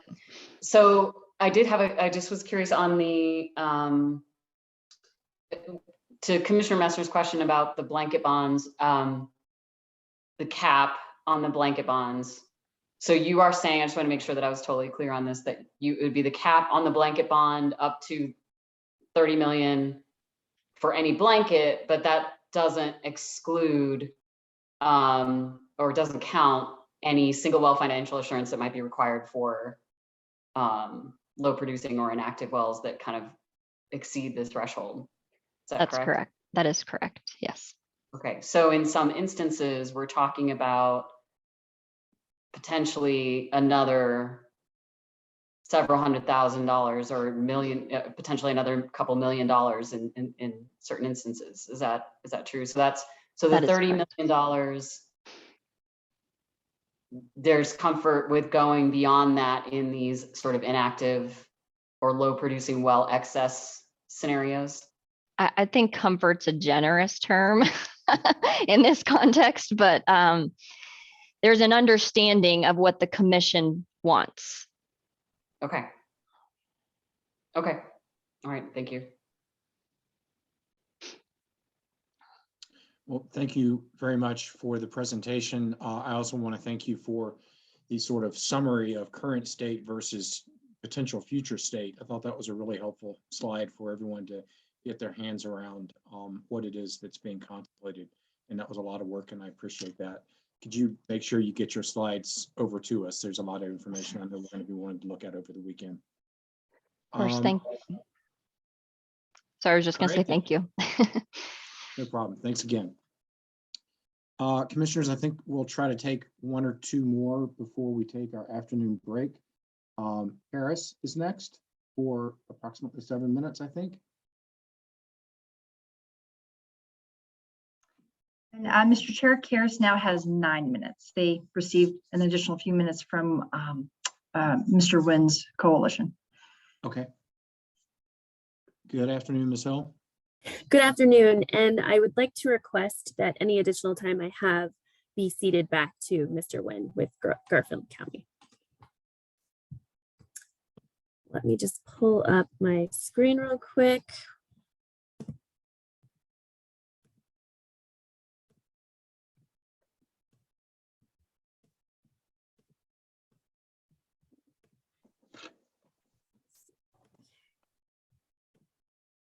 Okay, hopefully you can all see the presentation right now.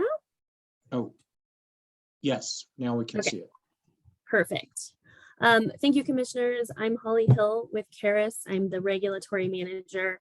And today I just wanted to touch on a few brief items. CARES fully supports the West Slope COGA position you just heard about, especially with the inactive well definition and requiring single well financial assurance for all inactive wells at transfer. We're going to talk a little bit today about the impacts of requiring single well financial assurance for all wells at transfer. We believe that such a requirement will prevent divestitures and acquisitions, and we believe that there will be negative impacts on rural jobs, communities, and local governments. Finally, we will request that the single well financial assurance for inactive wells, or we will request that single well financial assurance be required for inactive wells at transfer.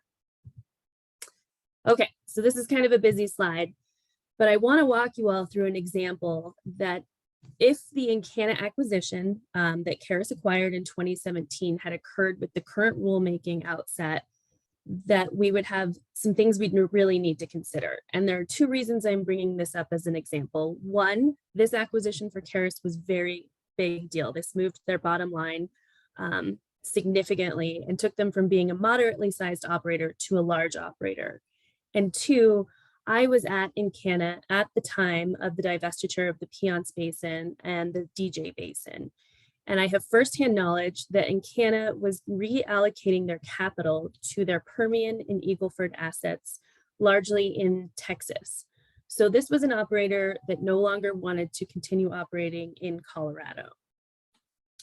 So at the time of the acquisition, there were 3,355 wells. So let's look at two examples. If we were going to require $100,000 per well or $50,000 per well, these are the amounts that would have been required: $335 million or $167 million.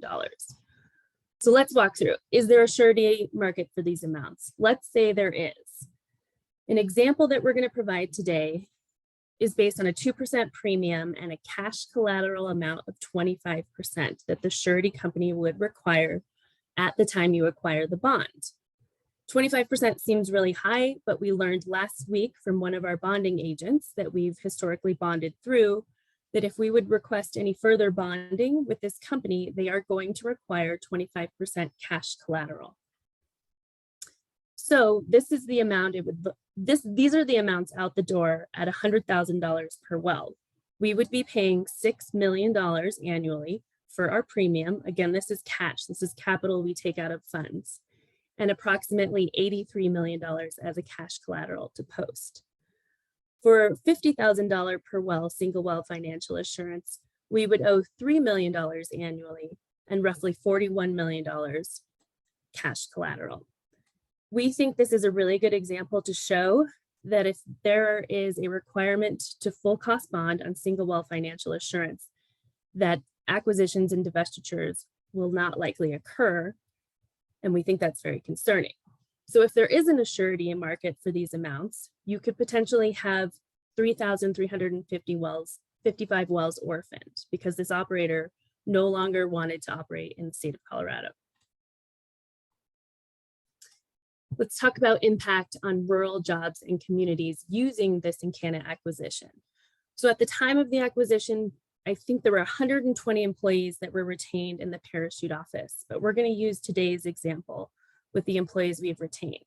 Currently, CARES has 147 employees in the parachute office. So they live and work in the West Slope region. Those jobs account for $13.2 million in annual wages. And I'm going to walk you through an example in a little bit based on a CMU study. I'll show my math essentially. So for every one job, there's about 1.7 jobs that would be affected, and those are labor jobs. So that would equate to 250 jobs lost if these 147 employees were no longer retained because an operator decided to orphan their asset. Associated with their income is $16 million in annual income. And you have to remember that this income trickles down through the community. And the math, which I can show you later, and my fourth grade teacher would be more proud of that, show your work situation. But this is the study I'm referencing, and these are where I'm getting my numbers. So as you can see, they're estimating that for 5,656 employees regionally employed in Garfield County, Mesa County, Rio Blanco, Moffett, and Gunnison and Delta, that it would attribute to roughly 9,392 direct labor jobs. And I circled here this $9 million, closely $1 billion amount, because that is the amount that the oil and gas industry contributes to the regional area in the West Slope. And this study was conducted in 2018. This study also looked at how the impacts of various taxes paid, lease taxes, royalties, ad valorem, impacted the community, the direct wages from these individuals who work in oil and gas, associated labor, and how that trickles down through the community. To give you a broader idea of how these tax dollars would have been implicated, so say Encana had wanted to divest this asset but was unable to, those assets would have been orphaned, and you wouldn't have had tax income coming from these assets. And tax is really important to the contribution of these local communities. CARES's tax contributions go towards district school funding, fire departments, local county employment, libraries, human health services, and hospitals, just to name a few. Thankfully, Garfield County has provided us with the amounts of taxes that CARES has contributed to Garfield County since the acquisition, and that roughly comes out to $80 million in taxes. So we think these are very important values to consider when thinking about requiring full cost bonding for all wells at transfer. Asset consolidations should be encouraged in the state of Colorado. Larger operators can acquire smaller operators' assets as bolt-ons, or in the other instances of smaller operators looking to acquire larger bolt-on assets.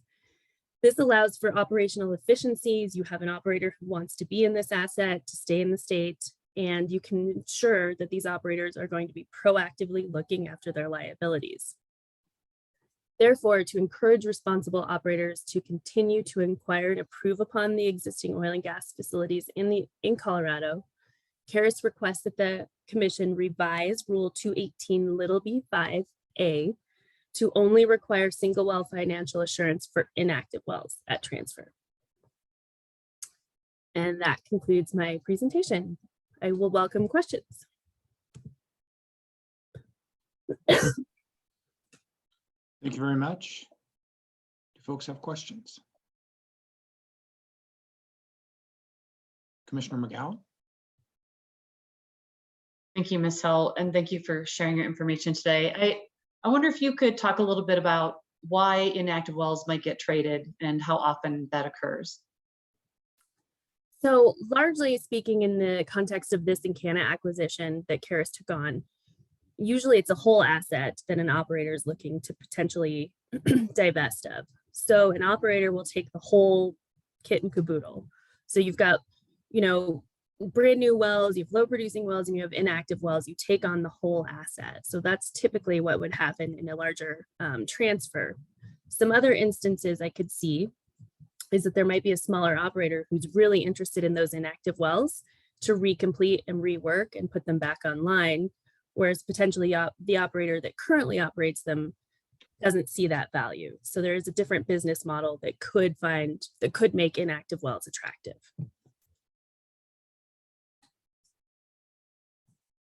And I'm wondering if you were listening to Ms. Gutierrez's presentation and the idea of single well financial assurance for low producing At transfer. So my stance on single well financial assurance for low producing wells is that low producing wells are economic. They contribute to a company's bottom line. They are not as risky as an inactive well. Those are wells that can be folded into the operator's portfolio and contribute to their economic success. So we do not think it's appropriate to require single well financial assurance for low producing wells. And sorry, I just want to clarify. I think that what she was saying is bonding up to single well financial assurance for low producing or inactive above the 10%, the definition of 10% or 5% TBD. Yeah, so I think those ideas have been introduced in the option 1 and option 2 scenarios. And so at that point, you would be technically bonding up based on updating your bonding plan with the commission. So that would relatively be figured out in the transfer, the Form 9 situation. Thanks. Commissioner Messner? Thank you, Mr. Chair. Thank you, Ms. Hill, for your presentation. I'm not sure I'm totally following where Karis's stance is on this, but Ms. Gutierrez, Western Slope COGA has proposed single well financial assurance for low producing wells above the 10 and 5% threshold for tier 1 and tier 2. So we're not talking about transfers or anything like that, just talking about standard financial assurance requirements within the option structure. Is Karis good with that? Yes, absolutely. We support that. Okay. But at transfer, you would be supportive of inactive, but not anything more than inactive. Is that what I'm understanding your stance is? That's correct. And of course, you're having to look at your whole financial assurance plan before the commission, and that's largely reviewed again when you're acquiring an asset to figure out the bonds that you're going to have to post that maybe you don't have, or you'll have to come to the table for more blanket bonding as you acquire new wells. Okay. Thank you. I understand. Yes. Further questions?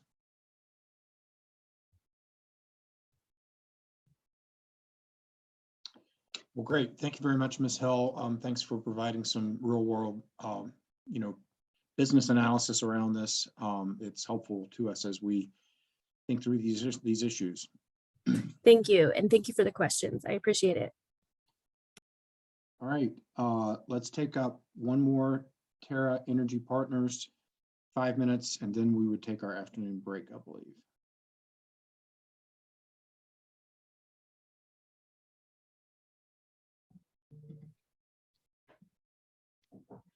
Mr. Chair, if I may, I just got a request from Ms. Larson about possibly Evergreen taking this slot since they have a conflict. Oh, Thank you. No, not a problem, Mr. Joel. I think we're going to be actually be okay timing wise. I wasn't sure how much longer our questions would go. I think we're going to be okay. Okay. Thank you though for asking. Excellent. Our pleasure. so I think we're ready for you to go whenever you desire. Thank you, Mr. Chair. Thanks for your time again. Michael Jewell with Jewell Jemison Natural Resources Law. On behalf of TEP Rocky Mountain LLC, you know, it always snows in my allotted time in this rulemaking up here in Evergreen, but while staying warm, I joined that chorus thanking you for your time and efforts. First and above all to Director Murphy, not only for her tireless personal efforts, but also her management of a hardworking staff and her ever listening ear. And to you commissioners, you've led a thoughtful and insightful discussion.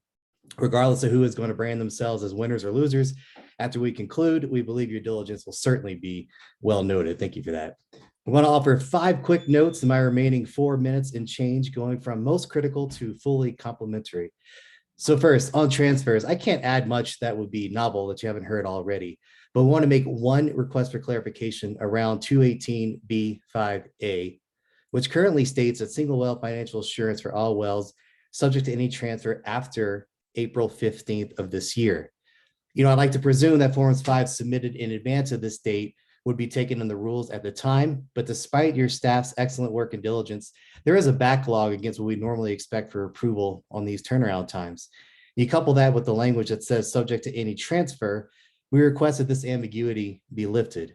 A simple change to Forms 9 submitted after April 15th would alleviate this, but if not, you can also offer your direction now to be solidified in the SPPs.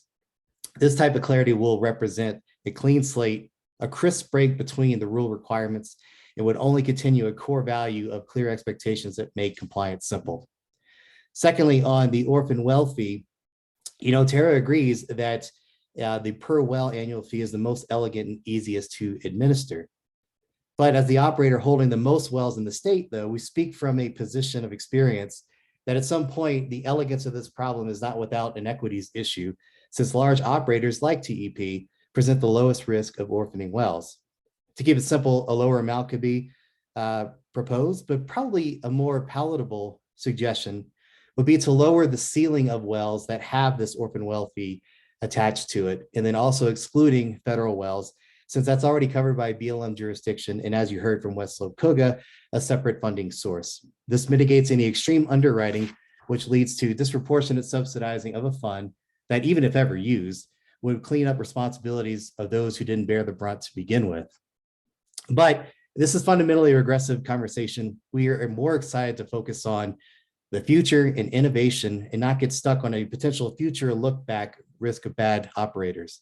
TEP looks forward to and invites you to partner with us and other operators who are looking to more cutting edge efforts in water recycling and wildlife protection in OGDP applications. And number 3, low and inactive wells discussion.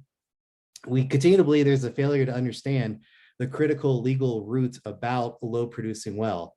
As COGA and others indicated, the reference Texas standard does not have any definition that's going to have a logical determination on low producing. That's because Texas law is a little more mature than ours. We're catching up a bit, but we don't think we should muddy these legal waters with definitions that can step into other things that are clearly defined. Yeah, I know we don't want to discuss, legal wrangling, that sort of thing, but it does circle back to a practical understanding you've heard many times before and want to say it one more time: oil versus gas wells, and by extension, different basins that the different resources produce. The Piceance is not the Wattenberg. McElmo Dome is not Raton or the Sandwash. When it comes to low and inactive wells, please consider this understanding and let's memorialize it with the SBPs.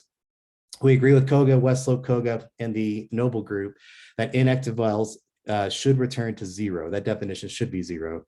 It's cleaner and follows better logic and law. Number 4, real quick on the option classifications, good evolution there. We support the statements and conversations you have West Slope COGA. Otherwise, believe that's falling nicely as a cadre. And number 5, and lastly, the federal exemption. We support the current proposal and the support that you'll have with BLM as it goes through its bonding processes. We early argued that this exception should be permanent because you have 2 excellent agencies that are managing federal lands and federal wells. But we believe it's a common sense move to let the BLM take its place and they come alongside them. It respects their authorities while maintaining your own as we regulate development on federal lands.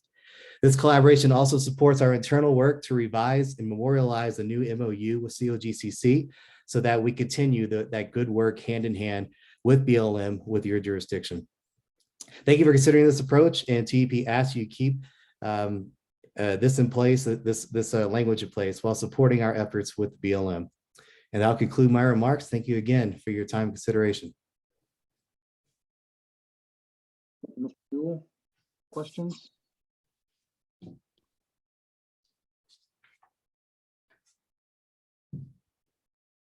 Jewel, you suggest the ceiling of wells for the fee for the operators that have a large number. Did you have a number? Yeah, we do. We toss that around a bit because we have, compared to other medium or large operators, a full order of magnitude number of wells, which is the order of magnitude above the bulk of most operators. So maybe 3,000.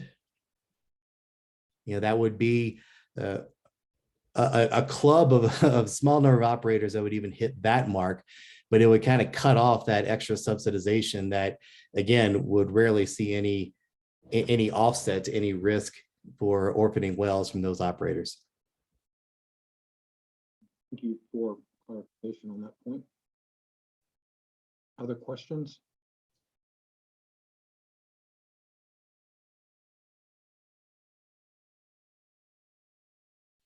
Well, you must have been eloquent in your presentation because we don't have any further questions.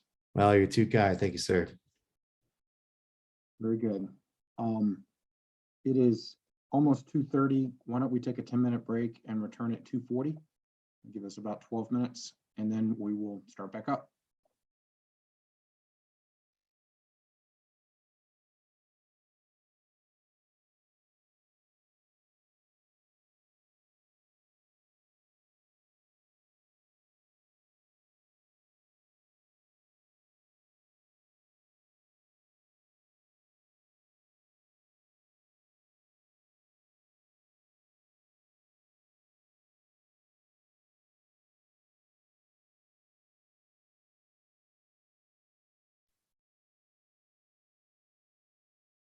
Okay, welcome back. I believe we now are to Evergreen Natural Resources. Can you guys hear me? We can. Perfect. I think we need to have Pete Lunati, Lunati, please added to the. Yeah, Ms. Smith, I've been trying to add Mr. Lunati. He has not been accepting my request to come in as panelist. Perfect. Pete, will you click yes then when she requests it? Oh, my video. Hey, hello. How are you guys? Hope everyone is enjoying your snowy Thursdays. Okay, let's see if I can do this the right way this time.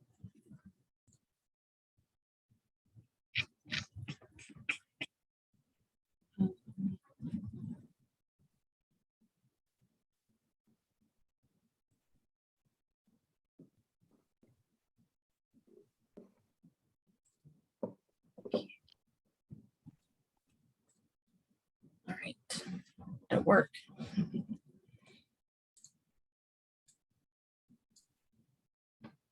Can you guys all see that there? We can. Perfect. Is Pete in yet? Not. Perhaps he's stepped away from his computer.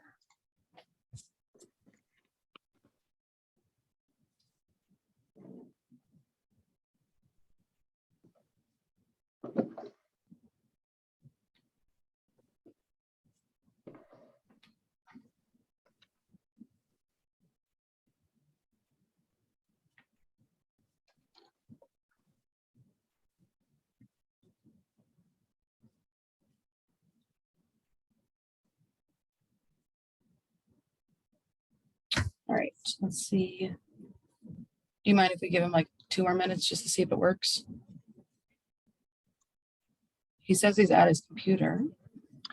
Mr. Lonati, if you could raise your hand, perhaps I'm not requesting the correct attendee to join as a panelist. Okay. There we go.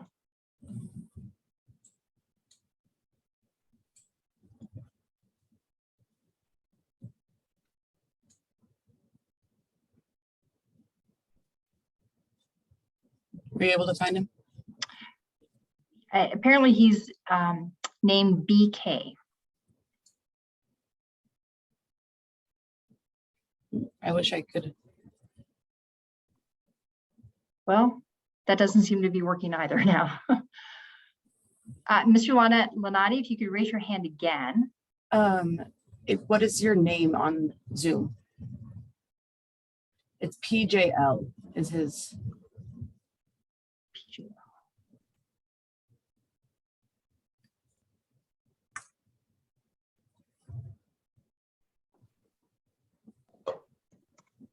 There you are. Great. Thank you, guys.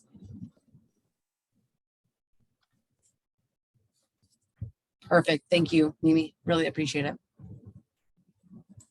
All righty. Let's. Sorry. No worries. Challenged. No worries at all. Thank you for everyone. I would like to introduce. This is Mr. Pete Lonati. He's with Charter Energy. I'll be allotting 1 minute of my time to Pete at the end. I'll go ahead and get started. So this is Evergreen's presentation on financial assurance. Let's see. All right, there we go. Thank you so much for having us here today. So I would like for us, Evergreen, to begin the conversation about talking about the implications that the current regulations could have if put in place. Starting here in 2022 with the COGCC's instatement of the 700 series, ENR predicts that unable to pay the $24 million bond as we would have to do for option 2, and having our legitimate business model destroyed, the COGCC will not get any money from Evergreen and other operators like Evergreen, which will be forced to close their doors due to the regulation changes. And doing so, the COGCC will not collect financial assurance payments. Wellbores and facilities will be left to the orphan state, and the state will now have an extremely horrible orphan well epidemic on their hands. The biggest part to note here is that large operators like Pioneer, who sold Evergreen's assets or sold Evergreen their assets, will not be coming back to the state. Pioneer and other large operators will not take on assets that don't bring them profits. At this point, carbon emissions from safe and proactive, or I guess, yeah, proactive operating wells will be put into the hands of the state with no money to do so. They will be forced to P&A the wells as best they can, meaning that they will be done as cost effectively as possible, potentially leading to dangerous amounts of orphan wells and methane leaks from those wells in the state. Again, I would like to explain how CBM works. Coal seams down in our formations with our wellbores are brought, methane is brought through the wellbore up to surface through our gas gathering line to the sales point. Without this capture program in place, this diagram represents when our field is shut in. Per COGCC studies, the methane emissions to atmosphere would increase by more than 300%, producing a 28 times worse greenhouse gas effect than CO2. Not only are there financial implications to the regulations, but also environmental ramifications. So why coal bed methane is so important is because it's so low risk. It is plain and simple, it is not oil and gas development. Through downhole recompletion operations, CBM wells can be returned to production rates not only for decades that they have not seen for decades, but also they maintain these rates. The P&A costs of CBM wells are only 33% of traditional oil and gas wells, and the depletion of these CBM wells is not 5 to 7 years, but rather 30 to 50 years. On top of that, Evergreen is even further low risk. There are no wells on our plugging list. We have proven a vertically integrated program, which has already achieved an uplift of 4.5 million cubic feet per day, and we're a local operator. Just to state that home, we've recently recompleted this well in 2019. We brought the well back on. It is now doing a rate that we have not seen since 2012. This well has been going for 20 years. With this new production profile, we expect for it to go for another 20 years at least. So what we're proposing is multiple changes. The first is the definitions. We are proposing the addition of the coal bed methane well, meaning that a wellbore that produces and captures methane gas with proven quality greater than or equal to 90%. The most important part is that this well cannot produce hydrocarbon liquids from the same wellbore. I've put in a little verbiage about MCFE and BOE as just, we can talk about that after. Moving on to the 700 series. The next part for financial assurance options is that to qualify for this plan, the operator does not produce oil from any wellbore, also producing CBM. They also can produce a minimum of 20 MCF per day average from their wells. Coal bed methane gas is not a byproduct in these wells. It is the only product. The next change, and this will look very similar, is our coal bed methane capture option plans. We have, the basics that you guys had on options 1 through 6. However, we have added additional data and information that we are willing to provide the state, including a 2-year upcoming plugging list, as well as a business strategy plan. Evergreen would be interested in collaborating with the director in making sure that we can successfully provide the commission a list of inactive wells and how we intend to reduce that inactive well count year by year. Moving forward, we've also combined this with a different financial blanket assurance amount. Because these are low risk wells, we believe that in our a low risk financial assurance schedule should be assigned to these wells as well.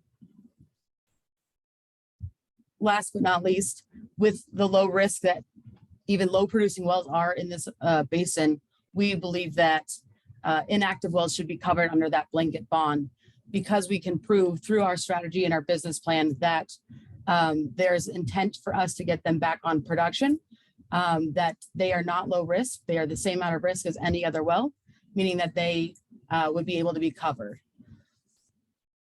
I will now pass it on to Mr. Lunati. We've worked with Evergreen for a number of years. The Evergreen model seems to be extremely positive for the state of Colorado in terms of methane capture, as well as adding to longer well life. Some of these wells can go 50 years. Couple of quick points. There's a real benefit of a blanket bond. It allows the bonding of multiple wells rather than single bonds for single wells, which can be problematic in terms of annual reviews and getting bonds renewed. The new bond levels that are being considered really would make it difficult for small to medium-sized independents to qualify for bonds. It's very high compared to historical levels, even nationally. There's a fair amount of consistency between states, and this would really push Colorado way above all others, honestly. It's somewhat skewed to the larger sized operators, which is unfortunate. To qualify for these types of bonds, you're going to have pretty substantial financial capacity if you stick with the bonding levels that you're asking for, which have very high financial thresholds.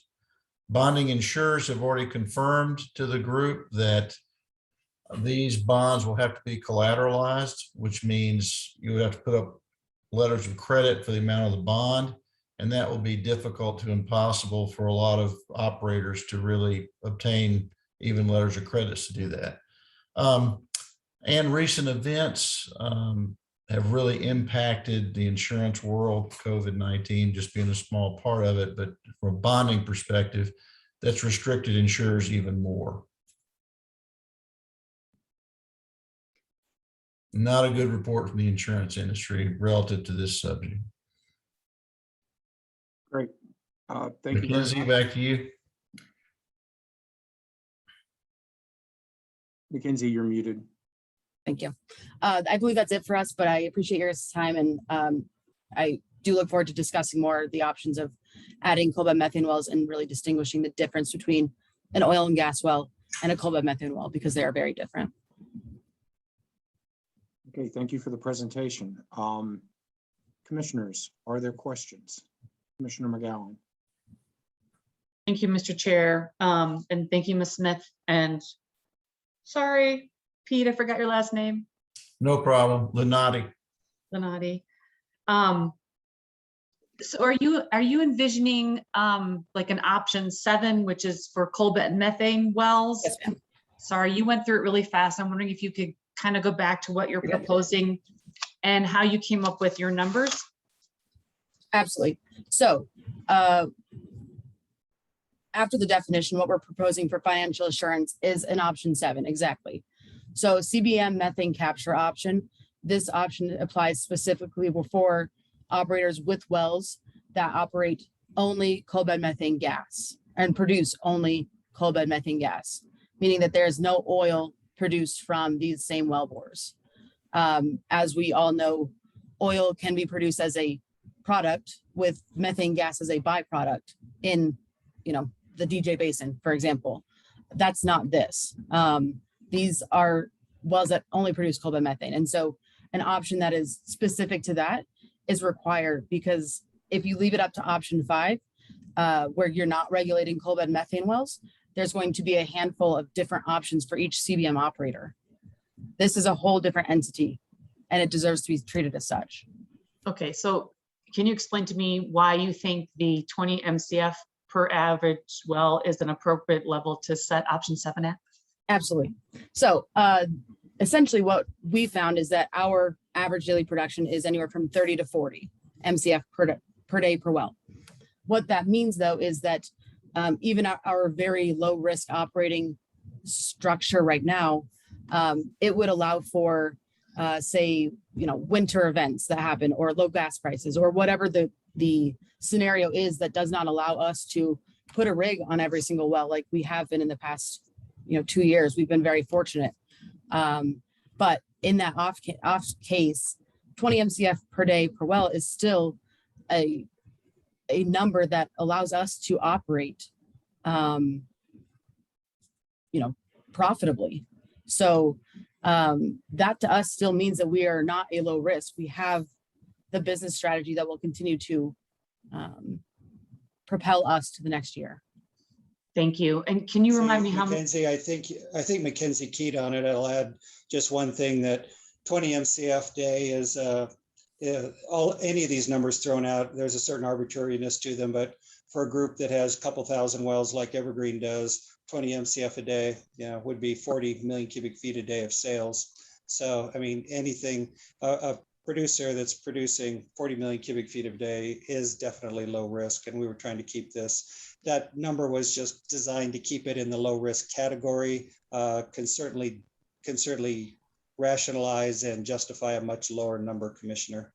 But we're trying to honor the low risk statements that we were making. Okay, thank you. And so I think you kind of answered one of the questions I was going to ask next, which is how many wells are in your portfolio, and of those wells, how many are inactive? Absolutely. So let's actually pull it up.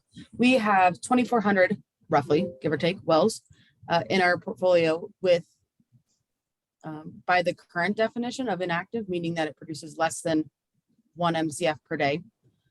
We have 318 inactive wells by that definition. If the definition were to be 0? It would be, let's go look at what the full analysis says.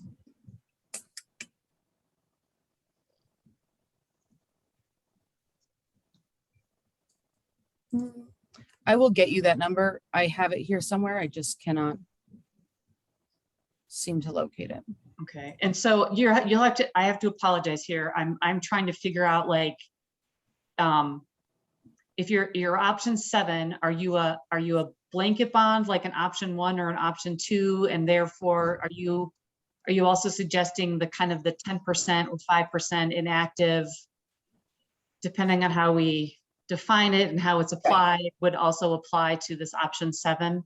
So similar, yes. Let me start with your first question. So yes, we would treat ourselves as similar to option 1 or 2 with the blanket bond option. So then going forward from here, what we would suggest is that we provide you all the same, if not more, criteria to allow us to work directly with the commission and the director to say, here is why even our inactive and our low producing wells, by whatever definition that is decided on, doesn't even qualify for a high risk. It may be low producing, it's not high risk though. Those have to be separated first for coal bed methane. And so from there, yes, what we would ultimately suggest, or I guess propose, is that we look to work around that setting, if you will, knowing the low risk profile and also being able to collaborate more directly with the director. Okay, and then you might not know the answer to this. Do you know how many operators are in the same situation you all are in? That's a good question. So I know of at least 2 in our basin. And I believe there's, I couldn't actually tell you the number of direct operators like this. Okay. Unfortunately, I have not seen others with this exact problem testifying in front of you. Me neither. So, all right, I think probably last question. Is there a reason that you all think the bespoke would not work for you, or you would come with this proposal, something like this, and say, we're in a different kind of situation. We want to take the individualized option? Yeah, so absolutely. We definitely looked at what could we do with option 5, specifically option 5.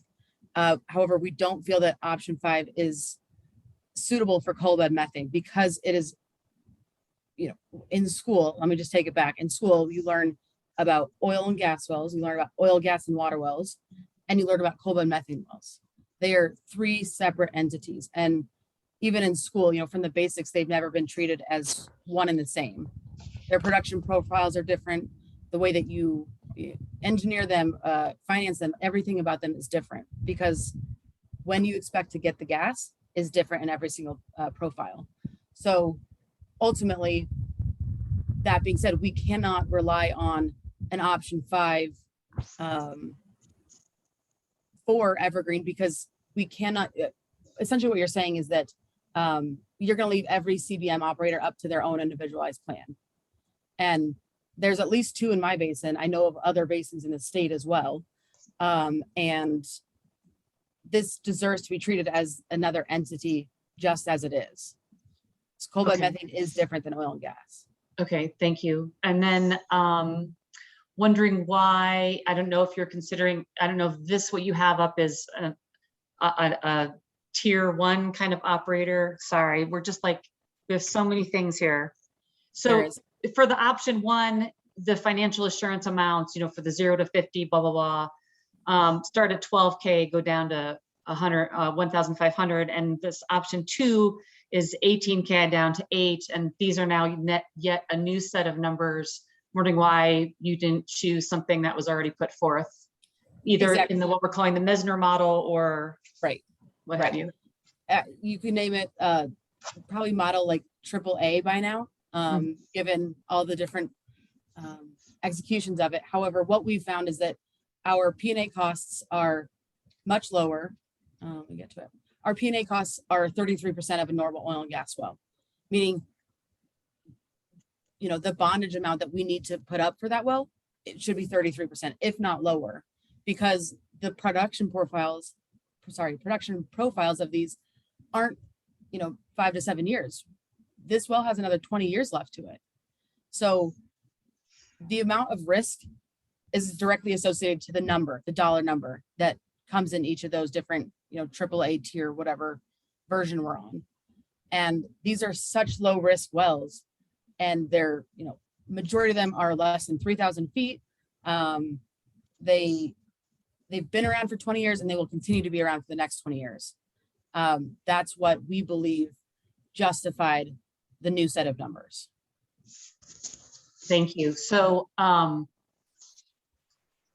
I just want to make sure that we're both acknowledging that you can choose the assumed financial assurance or the demonstrated. So you all could come to the commission and say, yes, this model is the assumed amount, but here are invoices and proof from past performance and plugging activity that I've done and demonstrate an actual single wall financial assurance, correct? Yes, we could. However, we feel that all CBM operators should have the same starting point and then come to you all and say, this is why it's different. Okay. Just like oil and gas operators now have. Okay. Thanks for laying that out for me. Thanks. Absolutely. Thank you for asking. Commissioner Messmer. Thank you, Mr. Chair. Ms. Smith, can you tell me what your average, generally what your average production is again? It's about 40. 40. Yeah, And in so, 2021, it was 40. I'll say that. Okay. And that's with the, your business model is that you continue to re-stimulate wells in order to maintain that production level, but at some point there's a production decline associated with your operations. Absolutely. It's just a much smaller decline. These wells decline over, I would say this one is specifically declined over 15 years. And we had to do one job on it, which is just a pump change here in 2009. We didn't touch anything else in that wellbore for 15 years. And so I recall in previous testimony that, and as I presented different ideas here, I tried to utilize previous testimony by you as far as determining what the lowest threshold would be with 6 MCF and really tried to work with your previous testimony as far as determining this. So I think seeing, a whole new concept being thrown out here at the last minute is a little bit challenging to absorb. I do think that the option 5 contemplates situations where whether you're a coal bed methane operator, whether you're a helium operator, whether you're a CO2 operator, whether you're a coal mine methane operator, it contemplates the complexities of different operations around the state and creates an opportunity to develop a plan that is more specific to your particular situation. So I'm struggling with this idea that we're gonna, create new tiers, new rules for every single situation that we face in the state of Colorado with different operators, rather than the contemplated development of an option 5 for looking at specific situations in different basins around the state. So, help me understand why. Absolutely. We have to go the route that you're proposing here. Well, in my mind, if we are forced to go option 5 as evergreen, there's let's say there's 3 others. There's five total CBM operators in the state. That creates more work for you all in the end. The choice is either to create a CBM, side this plan or something similar to it, spacing on the word, or all 5 of us come to you and say, we all need our specific individualized plans. And the work, the time that takes to get that done, whereas you could just put in a CBM plan today and say, here is what we expect from CBM operators. And from there, if people have problems or want variances, that's going to limit the number of people that come to you afterwards and say, here, I need these specifics. I need this, I need this, I need this tweaked for me. So the amount of time and effort that you're putting into post rule change and regulation becomes amplified, if you will. Commissioner, again, I'd like to add a couple points historically. Your question's a good one. There are very few operators. I think from Mackenzie's testimony, everybody gets that there are very few purely coal bed methane operators in the state. But there are quite a few operators that operate coal bed methane wells in the San Juan Basin, the Piceance Basin, other places. We haven't heard any of that testimony. Most of those operators will have other wells as well. We're trying to, in the spirit of what the staff has proposed, comment on it. We're trying to come up with a matrix that simply says, you've got this natural gas well that's a specialized product. It has some advantages for environmental reasons, and these wells are viable at much lower production rates. And in fact, given the geology and the hydrology and the targets, there's a lot more methane that a prudent operator could go after. We, as a prudent operator, want to be able to do that. The evidence is overwhelming that if you allow coal bed methane well to produce, it degasses a lot of methane from outcrops as well as abandoned mines. So it's a little bit of a different animal. We were trying to keep the spirit of what had been proposed and come up with some guidelines as one prudent coal bed methane operator that maybe other coal bed methane operators would agree with. I don't know. There are very few that are pure coal bed methane operators such as Evergreen, but we're simply trying to work with the commission, and instead of having all these hearings coming before the commission on individual well basis, we're trying to get something that we could meet with staff and go over and get staff and deal with this at the staff level.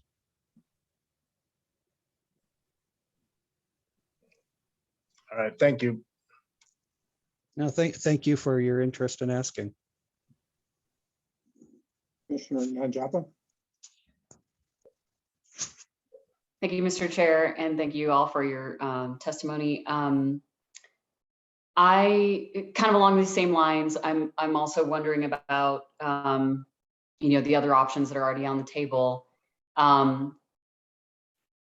If other options were not, or if, for example, if option one would have another way to sort of on-ramp into it beyond the production levels, would that be something that you would consider if it included things like, audited financial statements, asset retirement planning information, and Yes. perhaps, the ability to secure a surety bond?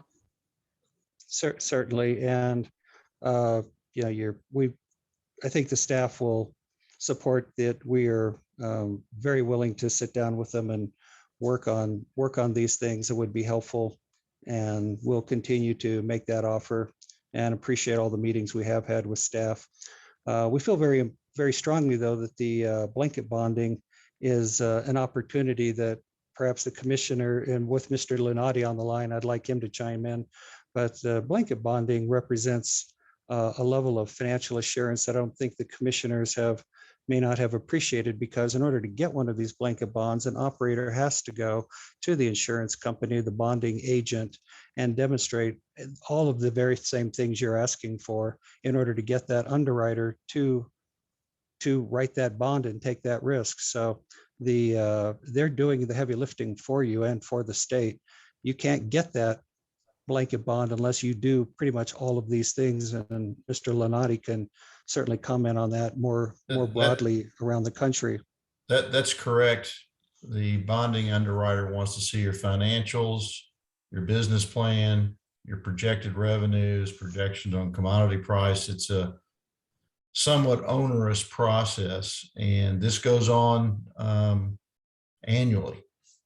So if there's any kind of hiccup along the way, you potentially could lose the bond, or you would potentially have to put up considerably more collateral than maybe you started with. So it's a constant review process. So by having a blanket bond in place, a lot of your work basically has been done for you to some extent. Thank you. I have been thinking about this. I agree, and I think that if there are, what I'm wondering is scenarios where operators that don't meet a particular production threshold could come into a different option, and especially if they can qualify for the appropriate surety bond amount, and specifically in a surety for the reasons that you just mentioned.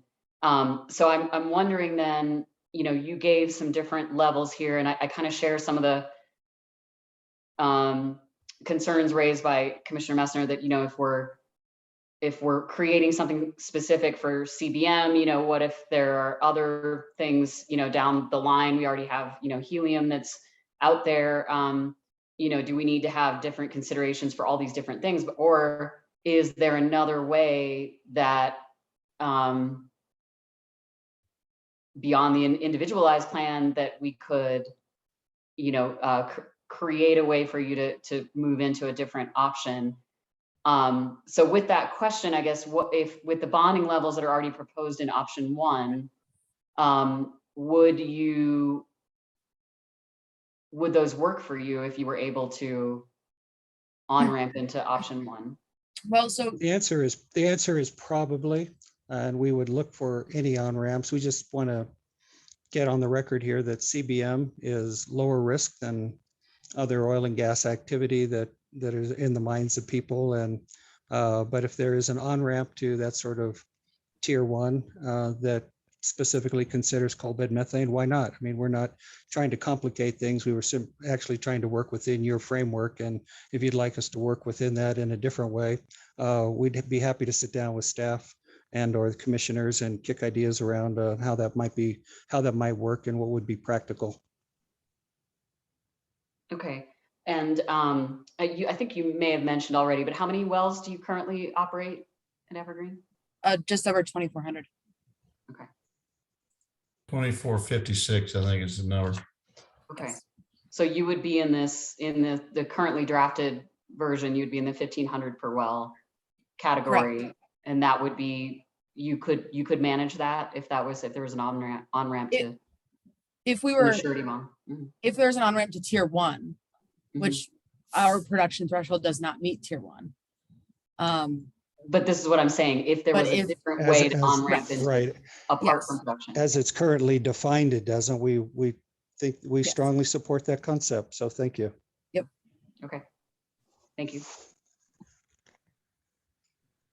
And a bonding consideration is basically the risk of the wells, how likely to have a plugging event that can't be met.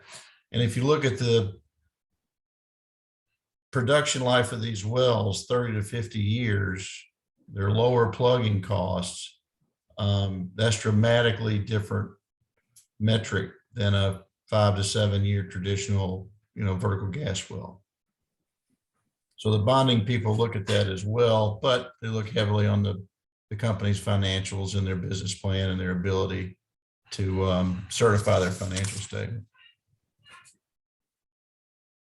Okay, thank you very much. Any further questions? Seeing none, we will let this panel go. Thank you very much. Thank you very much. Thank you all. Have a Thank great you. day. Thank you. I believe we now will turn to Fritzler Resources.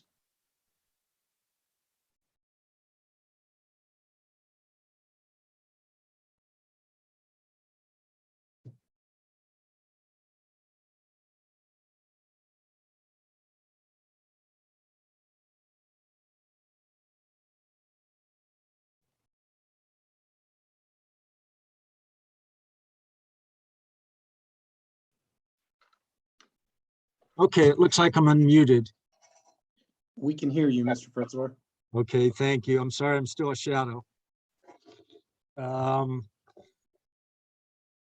Appreciate being able to comment on your financial structure that you presented in your February 11th draft.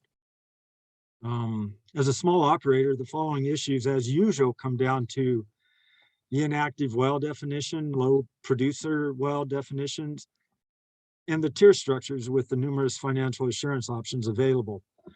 And I think none of which are really required or mandated by the Senate Bill 181. So, there is some simplicity I think a person could move towards. Placing the production criteria into inactive well definition causes a number of issues, least of which is the fact that if a well is producing, it's not an inactive well. It boils down to the prejudicial determination of whether a well is economical or not. And this is difficult to determine when one looks at all the different companies, well costs, and characteristics. This also essentially begins to attempt to modify the leases associated with producing wells. This is kind of like a backdoor approach to lease modification, and I think it's inappropriate. And I think this has This applies also to the low producing definition, though there's some other issues I'll cover on that. I did some frequency plots for the 2020 production for wells that were less than 1 barrel, and I took them down to 1/10 of a barrel. That population of wells will generate over 1.37 million barrels of oil equivalent per year. At $70 per barrel, that distribution will generate over $95 million. So inactive is not really inactive. And I think that needs to be, one needs to be cognizant of that type of revenue coming in on low producers. Low producing wells, again, small operators are efficient and operate typically on a cash flow basis. And I think it's my opinion that using any type of production criteria and defining inactivity will generate unforeseen problems. Low producing wells, again, I have the same kind of problem with that. In 2020, there were over 3,500 wells, which showed production between 1 and 2 barrels of oil a day. This type of production will generate over 1 million barrels of oil equivalent per year. At $70 again and 292 operating days, that will generate over $72 million. This is a significant amount of revenue and economic development potential for the state of Colorado. One of the issues of the definition of low producers as used in Rule 503.12b allows the local governments or the surface owner to request that low producer should be closed.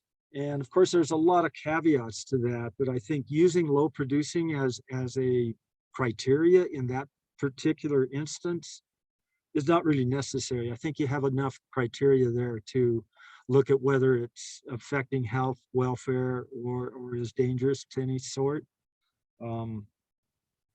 Again, I think, that kind of ends my talk over low producing wells.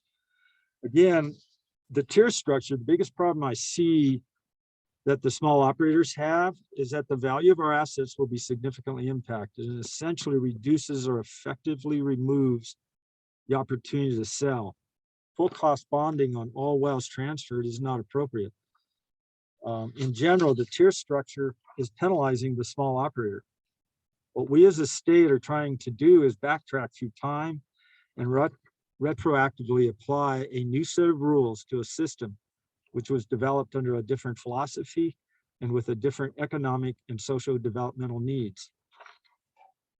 It is my suggestion that the state pause and set out to establish a transitional period. 5 years would be fine. You can allow the free market enterprise to work to verify that, as the past has shown, the industry is successful with this asset retirement system. As already acknowledged, the industry has plugged over 49,000 wells with only 1,000 orphan wells going to the state. And I think most of these wells have probably ended up in the state's custody just in the last few years.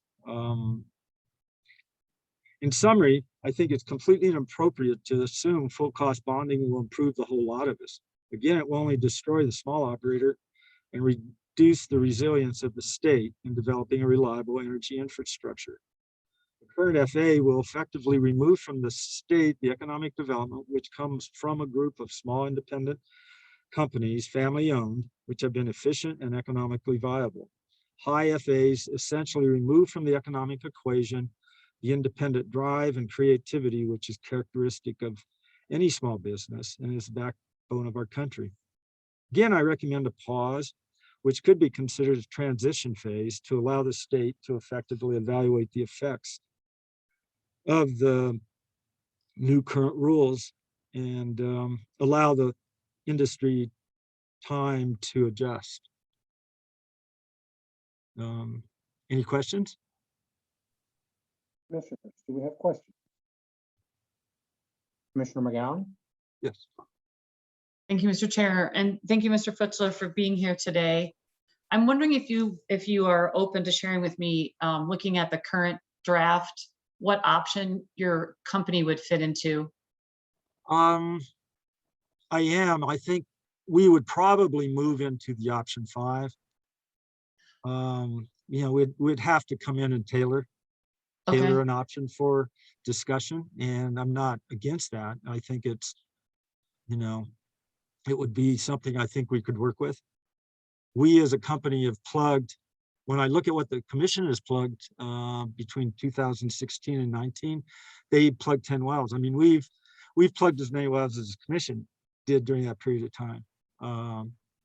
So, I mean, we are diligent in moving through our requirements. We, you know, being small though, of course, we have all the issues that are associated with that, but we are definitely diligent in trying to work with the commission and meet our obligations. But yeah, I think we'd probably move to that number 5 option. Okay. And I think when you look at that, I think that's can lend a lot of complexity to your deliberations. I really think there's going to be a lot of people moving in that way, which is part of the reason I was thinking if you move to a pause, there could even be test cases out there. You could move over a period of time, 3, 6, 8 months, or, you know, if it was a period of 5 years, you could actually have a sequence of trials, which would allow you to like wash out some of the issues that you might be seeing right now, because they're getting pretty, I see it as a hydra, so to speak. I mean, you're going to have a lot of complexity. But Thank you for sharing.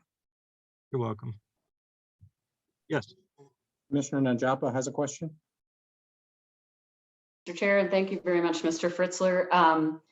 Just a couple of questions, and I just wanted to ask the question that Commissioner McGowan was asking as well. So I understand you said you would choose option 5, but what option would you fit into based on your production, if you're willing to share that? I would probably drop down through, I don't know, I have to look at it. It seems like 3 or 4. Okay. You know, one of the things it seems, and I've looked at our business plan, and quite frankly, it's not so unreasonable if everybody actually went to a tier 1 bonding situation. Those are bonding characteristics which I think a lot of people can meet. It's when you move to the efforts of full cost bonding on low producing wells, and I think you've heard a lot of testimony that is going to significantly affect people's bottom line. And so we were founded basically on, you know, we were picking up inactive wells and recompleting them, and many of the wells during this slow time from about 2014 forward, we have slowed down the production on some of them just so we don't have to put expenses into them. So obviously, as this price is moving up, we're going to be moving into increasing our production. And that's, of course, given the history of the oil and of this small producer population, that's not an unreasonable thing to be doing, or a history that we have gone through, you know, where people have, you know, I appreciate that we're, you know, if we have to put a full cost bonding on acquiring inactive wells, that lends a different tonal quality to expansion. So that probably wouldn't be a direction we took. Okay, and I'm curious if you heard the testimony from West Slope COGA today, and Yes, I did. Yes, I did. Do you have any comments on what they were proposing? I mean, one of them is the item that you just noted about inactive wells upon transfer, you know, requiring full cost bonding. Any other reactions to what their proposal was? I tend to disagree with their proposal on low producing wells, the bonding requirements, but I'm not sure if that's just applying to the, what would you call it, the tier 1 category, where they can apply the 10%. Yeah, option 1 and 2, that's correct. Yeah, option 1 and 2, 10% or 5%, yeah, right, of the excess. But I think it's a reasonable thing. I mean, I personally would say I would be against full cost bonding, but I think as a state going forward, full cost bonding on inactive wells is probably a necessity. being a low producer who's picked up these low cost or these inactive wells and put them back to production, there might be an effort allowing for that type of thing in the negotiations, where if there were operators out there and I was familiar with the low cost or the inactive well, it might be reasonable to look at it, acquire it, and bring it back online. The question is, if I have to put up full cost bonding, that's going to change that equation. And it would, ultimately it would probably be plugged and abandoned. That's our objective right now. We'll probably have wells going on the, be putting wells up on the plugging list and moving in that direction. So, I'm just coming from a philosophy where, yeah, we've been doing this for 40 years and that's kind of been our business plan. Okay, thank you. You're welcome. Yeah, no, I've just been trying to, consider these different scenarios as we're, thinking about the different options and thinking about the equitability of them. I think you sort of commented about, a lot of people going into option 5. I still have that concern. So I'm trying to figure out how we can fit more operators into the existing structure without having to have the choose your own adventure concept. But okay, I think that's all I have for now. Thank you. You're welcome. Commissioner Yes. Messner has a question. Thank you, Mr. Chair. Mr. Fritzler, understanding that you're in potentially tier 3 or option 3, you do understand that that doesn't require single well financial assurance upon implementation of the rules, correct? Yes, and I'll have to look. I think, yeah, I'd probably fall below that, but yeah, that, it depends on how many wells I'd put into my plugging list. No, you do understand that option 3 does not require single well financial assurance upon Yes. implementation of the rules. It actually has quite a long runway based on anticipated life of the well, Okay. which could be up to 20 years to be able to put aside funding for the end of life operations for a particular well. So you understand that, correct? Yes, at 5% is that is a good thing. I mean, that allows one to move to that. And you do understand, that, as you're getting into the lower production thresholds in a portfolio, that I assume any responsible business operator is already contemplating the ability to put aside money to P&A their assets, towards the end of their life. So I guess my question to you is, what's the difference between what's being proposed in option 3 and what standard business practice would be for an operator that has wells that are closer to the end of life than beginning of life? I might have to ask you to repeat that.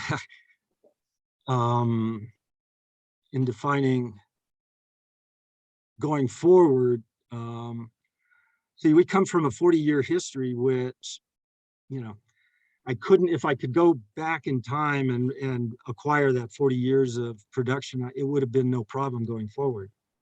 Okay. We're now looking at wells that I think probably have 20 years of life left. There's other ones we're going to be plugging. So we're going to be in a situation where the time that we've put in, the 40 years, is we can't reclaim that.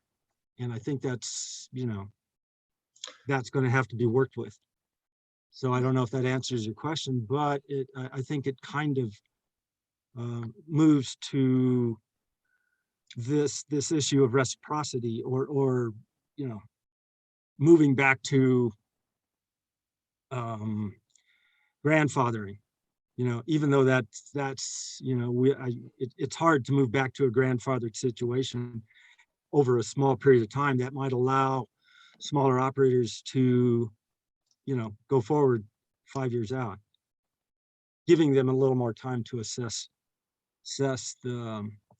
Well, it seems like if you've got an operation that, if you've got a well or a portfolio of wells that you're anticipating the end of life to be in about 20 years, and you have a financial assurance mechanism that allows you to put money aside annually for the next 28 years to ensure that you have that capability to be able to plug and abandon those wells, particularly because you're able to utilize the funding that is put aside in a third-party trust account, that it really accomplishes what you're saying that you would want to do anyway as a small business owner. So I guess I'm not understanding the consternation between what's being proposed in these options and what you would do outside of these options. Well, it comes down to, we can't tell what the future is going to be. I mean, if I could guarantee that I could put that 5% away over the next 20 years, I think that's more than adequate. The issue comes down to,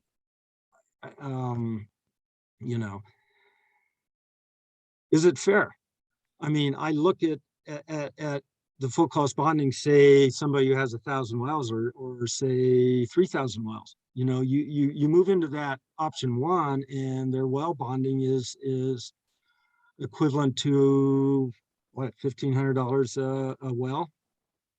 I mean, I readily could move to a similar or equitable bonding situation as even the oxys and anadromals. But you do understand that the option structure is anticipating that those operators that are utilizing that blanket bonding structure in tier one are operators that have a production threshold of on the very higher end of course, the production threshold, and so therefore are much closer to the beginning of the drilling operations than to the end of the life of the well. And so most logically, you would assume that you would need to save more money up to address the end of life responsibilities of every operator in the state of Colorado, the closer you get to the end of life versus the beginning of life.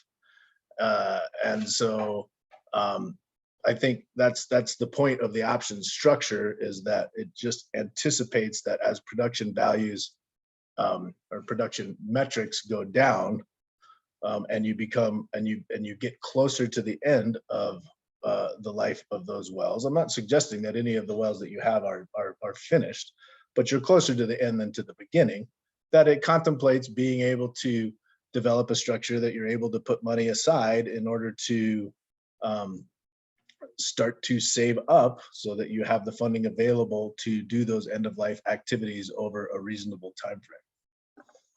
Well, most of it, early on, when over the last 15 years, a lot of the remediation projects, we had set aside money to do a number of the remediation projects, particularly when, we probably put in more than 600,000 in our remediation of our skim pits. And that was money set aside. It was, as those issues came forward, we had set money aside to address plugging and abandonment and reclamation of these efforts.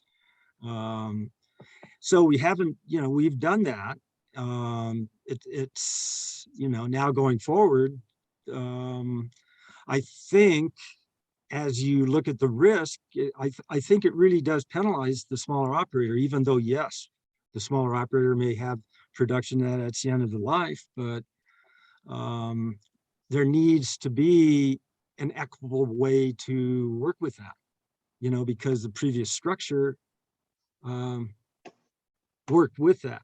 Actually, maybe, it's a delicate thing. And I think you can see that with the number of operators that have 3,000 inactive wells. We have, I think we right now maybe have 4. I'll have to look at that, but that's out of our whole population. We don't have a lot of inactive. They're low producers. Mr. Fritzler, I appreciate you answering my questions. You're welcome. Any further questions?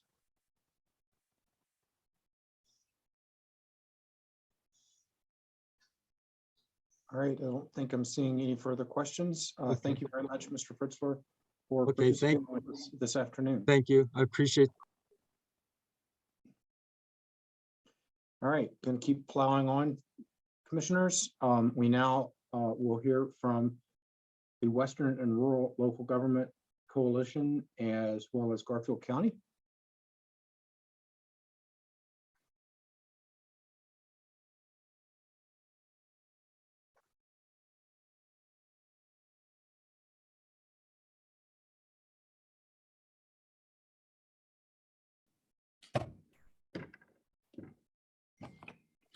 Okay, hopefully I've got it squared away here.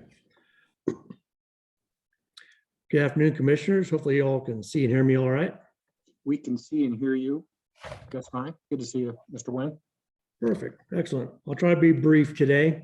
You all have heard a lot and you're going to hear a lot more in the next couple of days. I just want to summarize a few things and respond to some specific changes with the February 11 draft.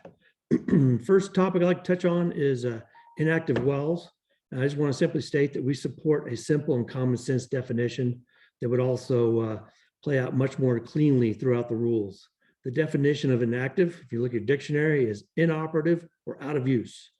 And the commission's use of the term inactive should very simply equate to a well that's not producing rather than some hybrid definition of a low producing status, which I think it just confounds the entire rule set on where you use the rule. And we've heard some of that today. So to us, it makes sense to incorporate, it makes no sense at all to incorporate production levels into the inactive well definition. Instead, you just need to have a right size, low producing well definition, we believe. So for low producing wells, we'd ask you to please insert the MCFE and BOE as proposed by West Slope COGA in that low producing well definition. It's worth noting that the February 11 staff draft has added a very clear way to identify a gas well versus a crude oil well with that 15,000 GOR threshold. We think that that gives you reason to think about these other definitions that seem to be getting a little bit convoluted, trying to fit something in just as the rules change. I think the staff sort of got backed into creating some new definitions that didn't quite make sense. So you have an opportunity there. We also support insertion of low producing well in place of inactive well in the financial assurance option structure. We also see that addition as further highlighting the problems that were created by defining inactive wells as somehow producing some level of hydrocarbons. Just real quick on federal wells, I just want to say we absolutely appreciate the direction you all seem to be headed on treatment of federal wells. We thank you for your openness to first seeing what the federal well financial assurance rulemaking process will yield before presuming what you may or may not need to do beyond that. And we think that's the right way to go. I definitely have some comments on single well financial assurance. It's not surprising that you continue to be bombarded by a wide array of opinions about full cost bonding or single well financial assurance and what's needed. As an initial matter, WRLG simply encourages you to take time to consider and objectively test and measure for yourselves just how robust and strong the financial assurance model with the 6 options is before you jump to any sort of conclusion that any type of widespread application of single well financial assurance requirements for all well transfers is needed. We just don't think that's going to be the case when you look at the data. That's simply, it's just not demonstrably, we don't think it's true that you need to do it for all transfers. The risks aren't there. There's no data to suggest that every well has an inherent need upon transfer to get single well financial assurance to protect the state's interests.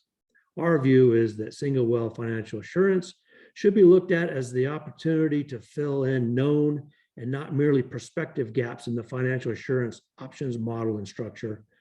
And so we think that it shouldn't be viewed as an opportunity for a broad and costly insurance policy for you and the commission and the state to address some unverified or unsubstantiated fear that your financial assurance options model will fail to accomplish what you intend. We think that it will accomplish what you intend. And we just think that you should just take a look at the data, run some numbers with some different wells scenarios to see for yourself that you actually have a strong tiering structure, as it were, and the financial assurance should just be, the single well financial assurance should be something that's a little more rarely used.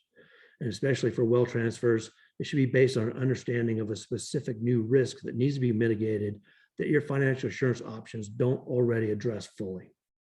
For WRLG, we believe the West Slope COGA has offered that sort of opportunity to be more strategic in how you apply single well financial assurance during well transfers. We also, again, just more germane to our local government interests, please ask you to please consider the great damage to be caused by excess disincentive for financially strong operators to take on ownership of another operator's wells if single well financial assurance was to be applied for every well that they take on. You've heard from very large and very small operators alike just how critical it is to right size financial assurance requirements to encourage responsible transfer of well ownership that should be productive and profitable for local governments, the state, the operators, and the communities at large. WLG appreciates the clear presentation by Karis Oil and Gas that illustrated the certain and irrevocable economic damage that would be foisted on Western and rural economies if the result of this rulemaking were to significantly impede the transfer and continued production of wells in our areas.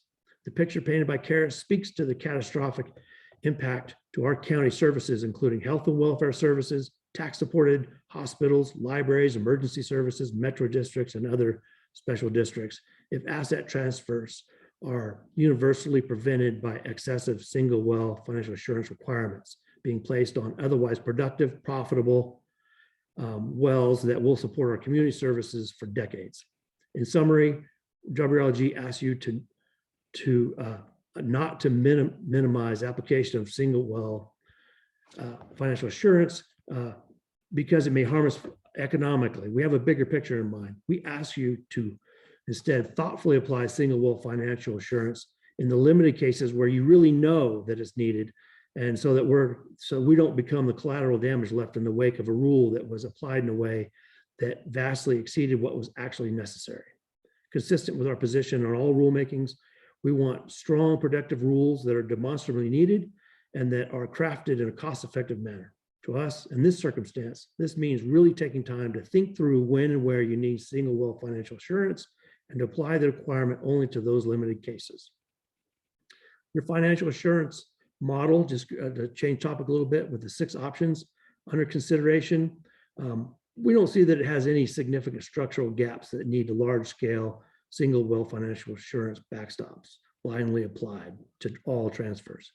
On average, well ownership transfers will proceed with no amplified orphan well risk.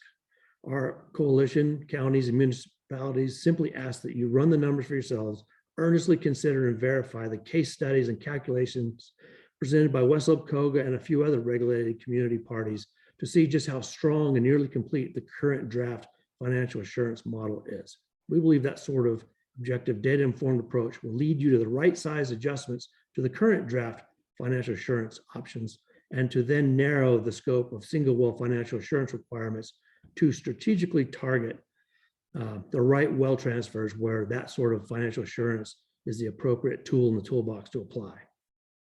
Bottom line, we urge you to adopt the so-called Messner financial assurance model, as we heard it called today. We believe it's robust, it's equitable, it recognizes and separates strong versus weak operators to appropriately different financial assurance plan options and requirements. It provides an absolutely massive increase in financial assurances over what you have today. Briefly, I'd like to touch on the AIM provisions, changing topics. We've heard that's the air inspection stuff. We have a few thoughts and concerns regarding this newer proposal that we've been hearing coming out. From a practical standpoint, we believe you'd be duplicating Air Quality Control Commission and Air Pollution Control Division requirements, and we're worried about unintended negative consequences. It's not simply as, I don't think it's going to land a place where you just simply be getting a copy of a report that's going somewhere else. It's going to get way more convoluted and problematic.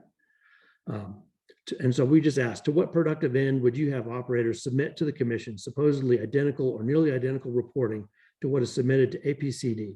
APCD has a staff and already has a regulatory structure, including enforcement capabilities, the data receipt and review and regulatory response expertise to address any leak detection and repair issues that may arise at a well site. Some parties have flopped out this AIM proposal knowing it would, at a glance anyway, be an easy feel-good bolt-on addition you might take up because it looks like you're turning over every stone to protect public health, safety, welfare, and environment. And I believe they were right to some point, because here we are talking about something that has precious little that we can see to do with financial assurances. For crying out loud, I guess. Today we've been diverted to now talking about using soapy water to inspect every inch of the facility. We couldn't possibly get more off topic, I don't think. I'll turn this topic on its edge just for a little closer inspection of the real issue at hand. And I'd ask, or we would ask, isn't the real issue to be addressed some need for COGCC and Air Pollution Control Division to do their own work together and collaboratively to closely scrutinize how your regulations dovetail and to identify the data sharing between agencies that should become part of your daily workflow to support each other as you collectively and responsibly manage the integrity of oil and gas facilities. COGCC and APCD by design, you all have very different authorities and expertise to regulate components of the oil and gas industry. So we ask you to reject the faulty AIM proposal and instead put your staff to work devising any needed partnerships that you think you need that you don't have with APCD staff. And then you might come up with a rulemaking process if you think something's missing. So that's what we have for you today. I really appreciate your time. And again, I want to reiterate it just same as other folks. Your staff and everybody at the commission has just been fantastic in this rulemaking, listening, and you all have as well, and working with all the parties. And we absolutely appreciate it. And we absolutely appreciate the honor and the opportunity to work with you on these rules. Thank you, Mr. Nguyen. We appreciate your group's participation with us as well. Do we have questions?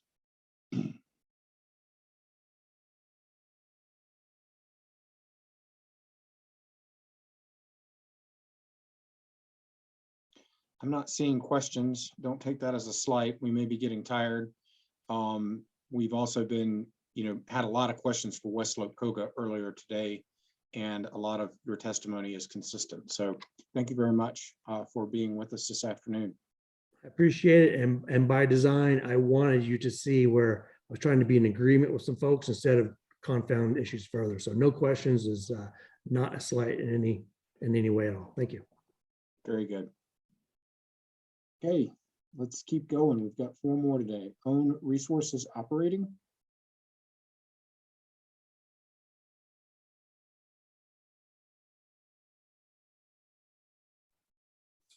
Hello. Hello.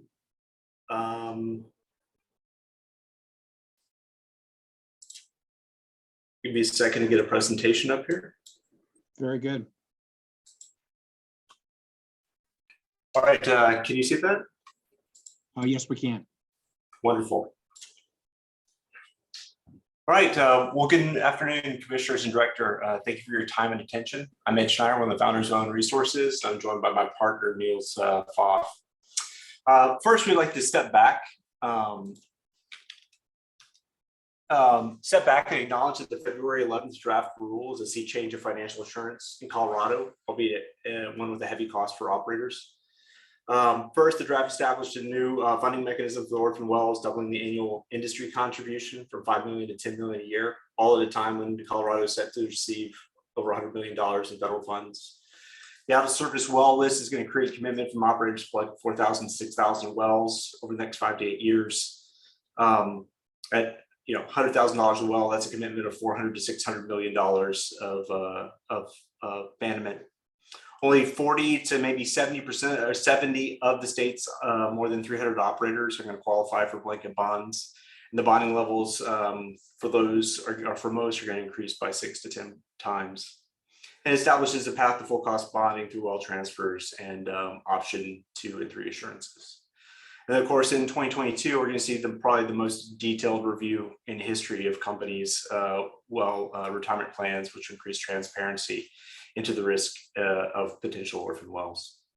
Of course, this is not inexpensive. It's not free. For us, an operator with less than 1% of our wells being inactive, track record of timely P&A, and a plan for the future, we anticipate that our cost will be about $1.5 million of cash a year. Over the next 10 years, we will pay more to abandon other operators' orphan wells than to actually abandon our own. And these regulations will destroy about 30% of the value of our company. We do have difficulty squaring the burden of these regulations with the risk of our operations. But where we're at, so let's continue the conversation with solutions. So the first thing we'd like to talk about is the well fee. We do appreciate the discussion that came up around potential ways to make it more equitable. After reviewing the proposed models, we feel like the production fee is the one with production fee component is the only one that actually achieves this goal. So what we try to do is take these different proposals and actually turn them into outcomes. Slide's a little complicated, so just give me a second to explain. So what we've done here is we've grouped wells based on their production. So the blue wells are the most productive. So that's more 90 MCF a day or more, or 60 barrels a day or more of production. And that accounts, if you look on the left-hand side, for about 30% of all the wells, active wells in Colorado. Now those 30% produce about 90% of the volume. I've heard this from other parties, but that also means that they're creating 90% of the value from the right to operate oil and gas in Colorado. So if we look at how the burden is allocated for this orphan well fee, so this is $10 million.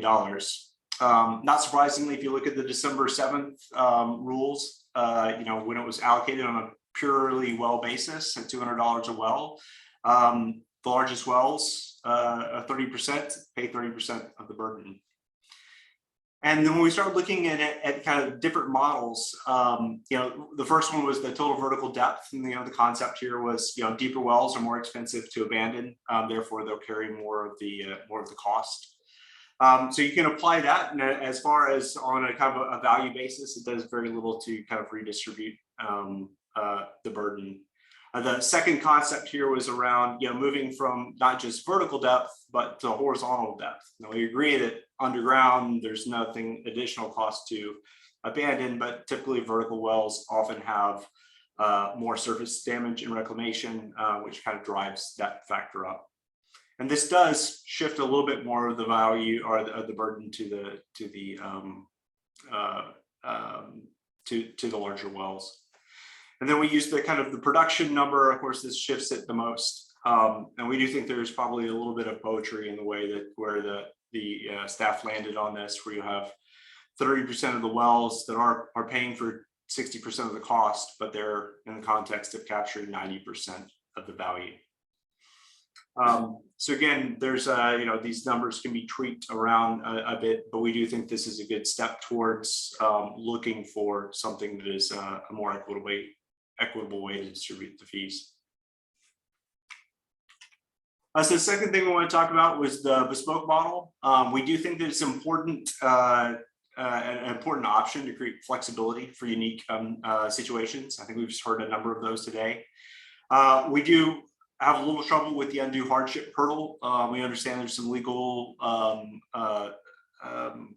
definitions of this.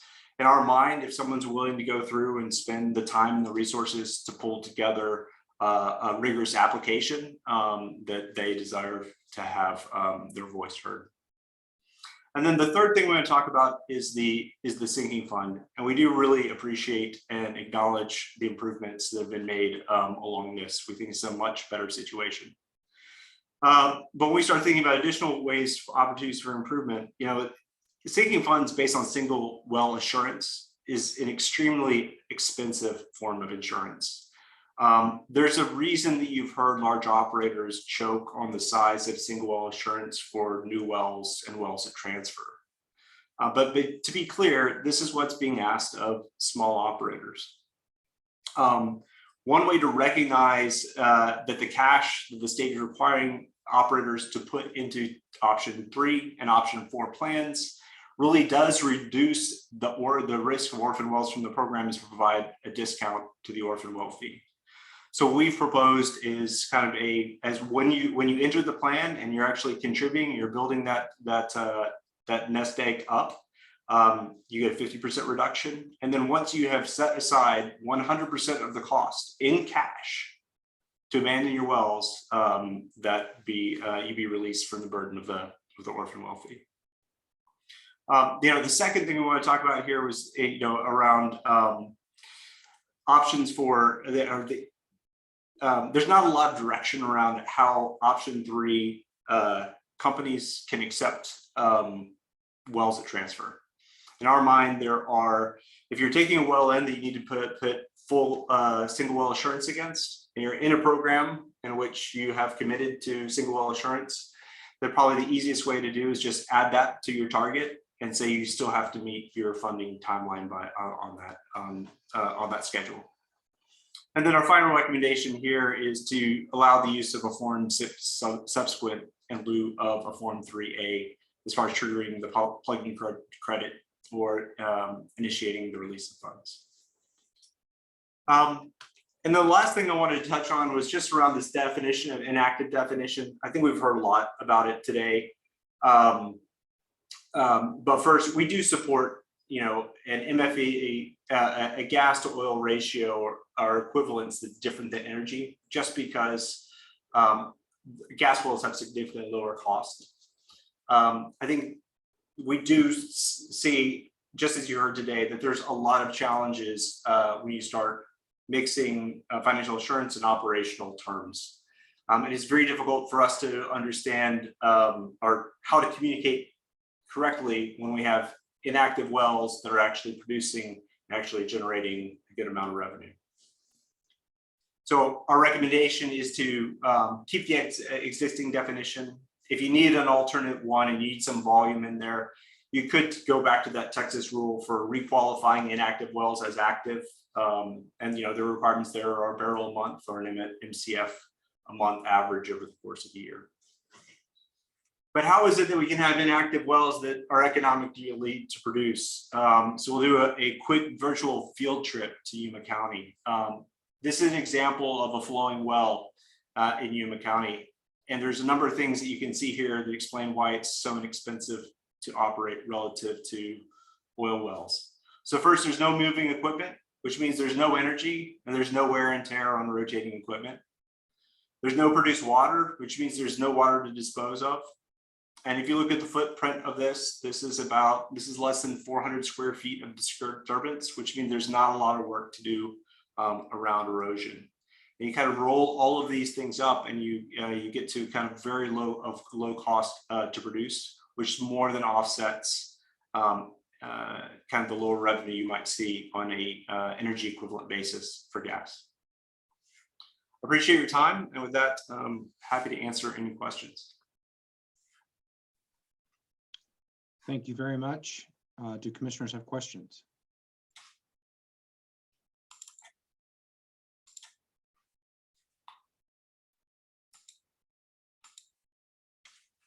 Commissioner Messner. Thank you, Mr. Chair. Thank you, Mr. Schneider, Ms. Pfaff, for the presentation. Understanding that in your presentation, your preferred mechanism for the well registration fee was a $100 flat fee plus production, and I acknowledge that you're also suggesting that in an option 3, 50% reduction for some amount of time. How do you think this concept of potentially having smaller operators or operators in tier 3 and tier 4 have a different flat fee than operators that would be in, so not tier option 2 and 3 or 2 and 1 would have $200 or some fee like $200, and operators in options 3 and 4 would have something less than that? Would that accomplish the same thing that you're trying to accomplish with production generally? I mean, I guess generally, what's your thoughts on that? Sure. So I think that it sounds like another flavor of a little bit what we're talking around in the discount, right? So it depends a little bit on how it's in the details. So if it's $200, $100, that's equivalently doing the same thing. Right. Although I will acknowledge that if you do $200 for options 1 and 2 and $100 for options 3 and 4, there would have to be some math done to ensure that we would still get to, I think, what our anticipated goal would be, which is $10 million annually. So certainly sure done that. Yeah. And I think you should also really think about, I mean, if you choose for full cash bonding over a period, right? Once you're there is no more orphan well risk on those wells, period. And so, well, I think even then it could go to something that's lower than half or basically nothing, right? I mean, I appreciate the comment, Mr. Pfaff. I would argue that there is a risk for orphan wells up until the full amount of single well financial assurance is captured, right? So for folks in option 3, that could be 20 years, right? Yeah, I agree. Option 4 is 10 years. So, but I hear what you're saying. I do think, and I think we heard it from Western Slope, but there is some, I think I do appreciate the concept that whether it's well, in any kind of inactive well transfer or any kind of well transfer, should there be a production threshold associated with those transfers, that those that are already in a single well financial assurance option should be able to fold those into those options. I mean, there's some logic to that, and so I appreciate some of those thoughts. I think right now those are the questions that I have. Oh, well, let me ask this. So understanding where you are and kind of the style of your operations, there was a proposal to require single well financial assurance for low producing wells. Depending on whether you're in tier option 3 or option 2, right? Whether you're in a blanket bonding scenario. I mean, what are your thoughts on keeping the inactive well definition at 0, but then having a low producing well definition that would apply both for the blanket bonding tiers in the option structure, as well as I think the other application would be the 211 hearings. This was with the low producing definition at 10 MCF a day. 2 BOE and 10 MCF, correct, is the, or 2 MCF. Which is over 60% of our wells. I think the problem here is the one size fits all type of approach. It's basically highly economic wells for us. And it would put, right now, probably option 1 and 2 are out of reach anyway, but it would completely put it out of reach, because it would basically mean we would need to fully bond 60% of our wells on day 1, right? If you were in a blanket bonding structure, correct? Yeah. Yeah. Well, I don't know what your question was. Is your question that you would like to do that in option 3? I just didn't know. I mean, because you were kicking around production thresholds for inactive wells versus this. This was another idea that was brought forward. I wanted to run it by you as a different type of operator than operators that from the western slope. So I think, again, you should probably look at it on a basin by basin, right? 10 MCF a well in our basin is very economic wells based on the picture you just saw.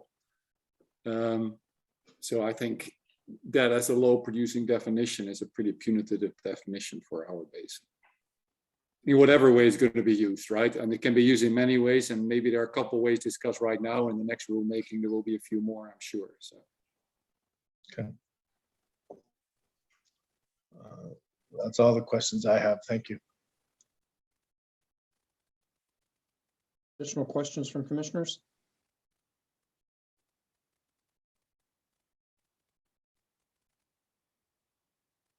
All right, thank you very much. Thank you again for your time.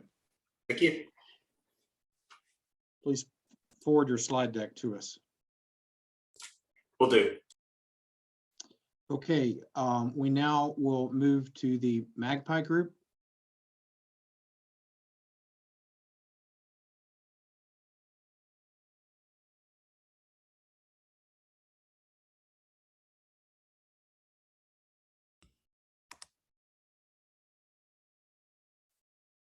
Hello. Good afternoon. Good afternoon, Commissioners. Tricia Fanning, Ardor Environmental. I'm testifying on behalf of my clients, Magpie, TAP, and Rampike Resources. This rulemaking's been another roller coaster ride with a lot of maintenance issues. The Act states that the Commission shall require every operator to provide assurance that it's financially capable of fulfilling every obligation under the rules. It, however, didn't state drafting rules that force an operator to surrender its business.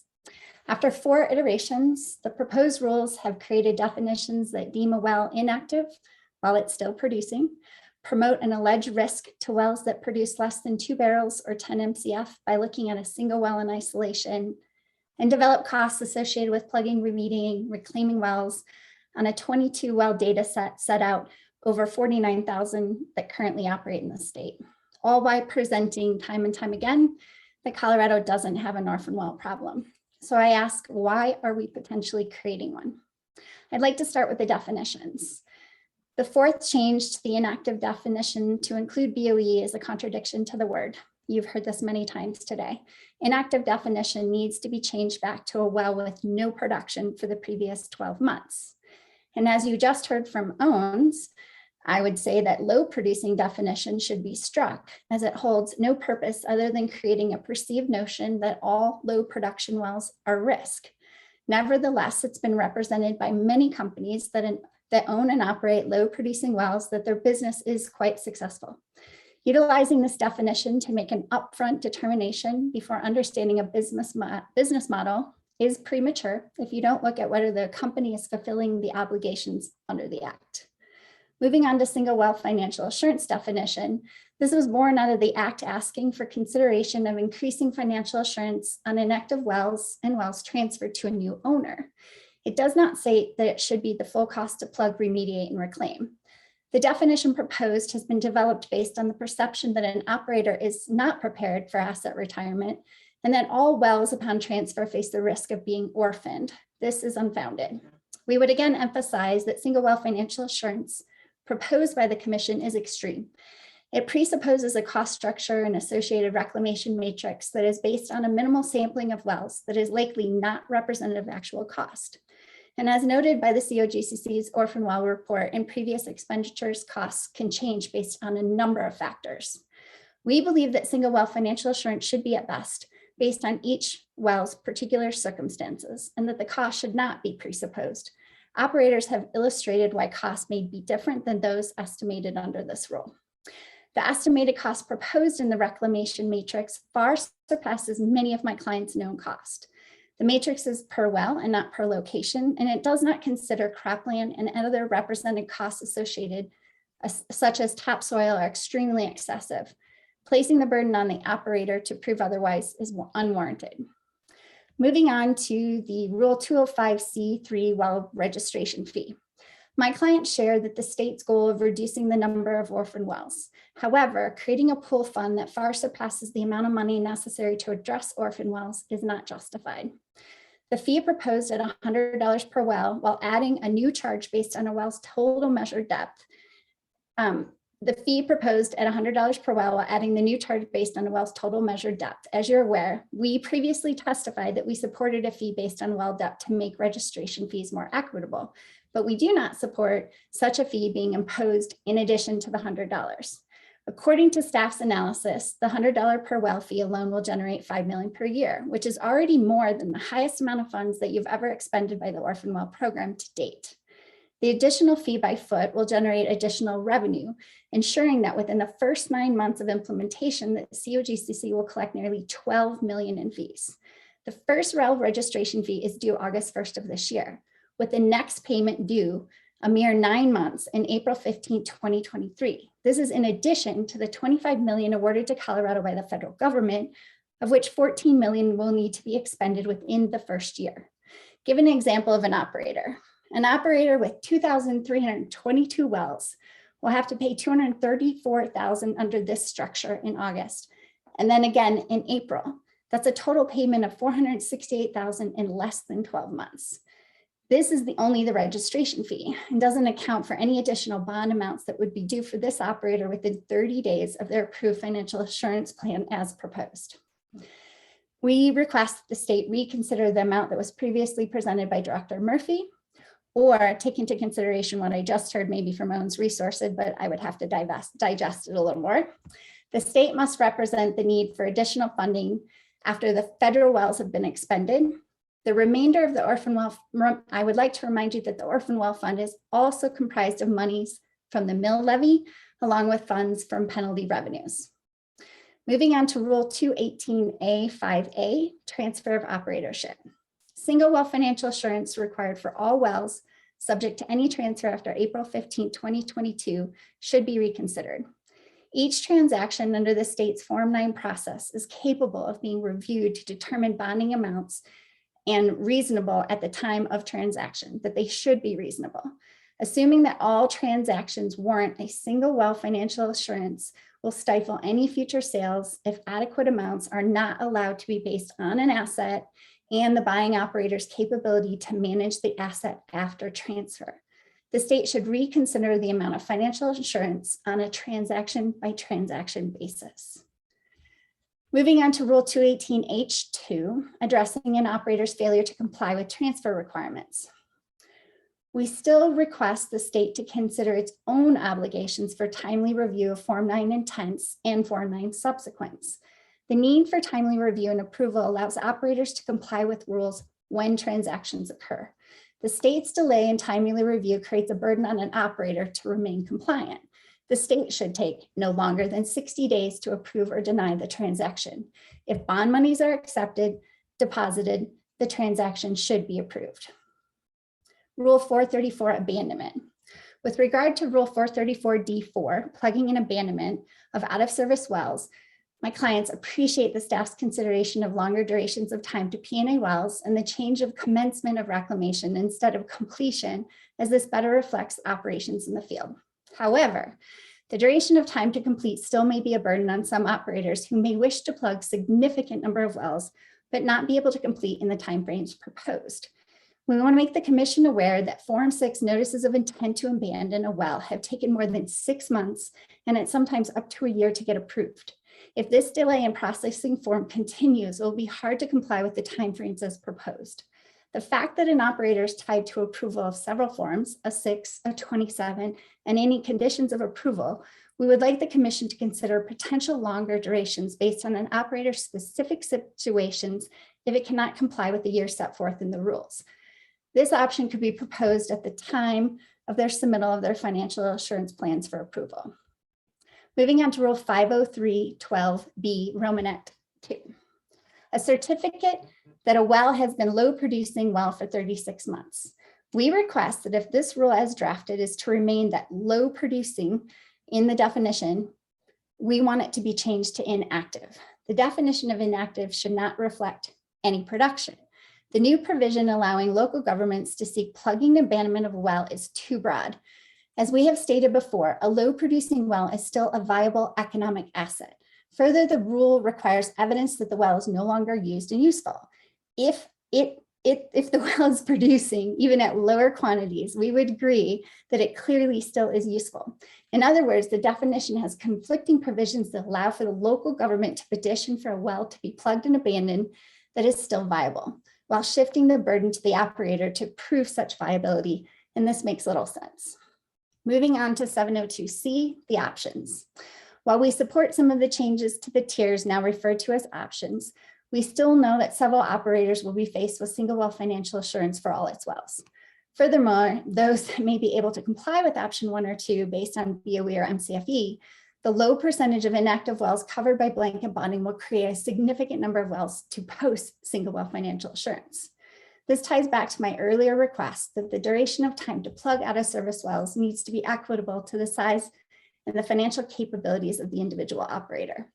If an operator must post single well financial assurance to the state, which likely will need to be in cash versus being able to utilize its own capital for asset retirement, it may be forced an operator to be non-compliant. This latest rule proposal will require small businesses to bear a large burden. This disproportional allocation will hamper the ability for small businesses to operate in Colorado. The overwhelming majority of oil and gas companies in Colorado are small businesses working on small margins. The environmental activists in your own calculation acknowledging these rules are likely to ensure that some, if not many, of these businesses will no longer be able to operate, creating a problem where none exist. The proposed rules will create an orphan well problem by the virtue of the prohibitive cost structure. This, despite the fact that many operators have been in business for decades, supporting their families, employees, higher to moderate incomes, and providing significant revenue to small communities where they operate. Again, we would encourage the commission to oppose a set of rules that is necessary and reasonable. We believe these rules should be rooted in data and facts as opposed to mere conjecture and speculation. We appreciate your willingness to engage on these issues, and I would welcome questions. Thank you. Thank you, Ms. Fanning, for the presentation. There was a lot there. I know. Do we have questions? Commissioner McGowan? Thank you, Mr. Chair, and thank you, Ms. Fanning. I I'm wondering, did you see West Slope COGA's presentation and their proposal for how we would define single well financial assurance, where it's a combination of P&A plus a per site? I don't know if I understand the question. A Did you see combination. did you see that presentation? What did you think about how I they were? did see your presentation. I think what confused me was the low producing change for the inactive. Is that what your question is about? So maybe you have to refresh me. I've been a long Yes, day. so sorry. So I think what I heard you say is that single well financial assurance should be based on each well's particular circumstance. Correct. And based on per location, not per well. So I feel like we've on the already had reclamation. Yes. Right. So I feel like we've already had the discussion of an operator can choose an assumed single well financial assurance or demonstrated. So I think that that's covered what you are saying that you would like to see. But if you were to choose the assumed amount, Western Slope COGA had a proposal for that. And I was wondering if you had seen that and what you thought about it. I did see that, but it's not applicable to my clients based on their location. So those numbers associated down there, West Slope side, as she stated multiple times in that, are looking at West Slope operations, and geographically it's much different. I think as I testified before, the matrix doesn't take into consideration several of my clients' operations that are on cropland as well. And so like when you're predetermining topsoil, starting at a base of 70,000, that's where I think we have probably the strongest issue. And so then we would want to be able to demonstrate that it's much lower. I believe you received a comment from Mr. Peter Mueller just recently, and he showed that a 200-foot by 200-foot section for reclamation with 6 inches of topsoil cost a mere $1,850. And so I think just having to add up single well financial assurance as proposed is kind of what gives my clients heartburn, right? Because we've already demonstrated throughout this long process of this rulemaking that we're capable of plugging wells and reclaiming them for a lot less. So if as demonstrated has to be there, that is what we welcome. We just don't like the matrix as written, and we don't like it based on a per well basis. I do have clients with multi-wells, Magpie, for instance, and it wouldn't cost nearly that much to reclaim or to bring in topsoil because most of their operations are disturbed on cropland. Okay, thanks. Yes. Further questions?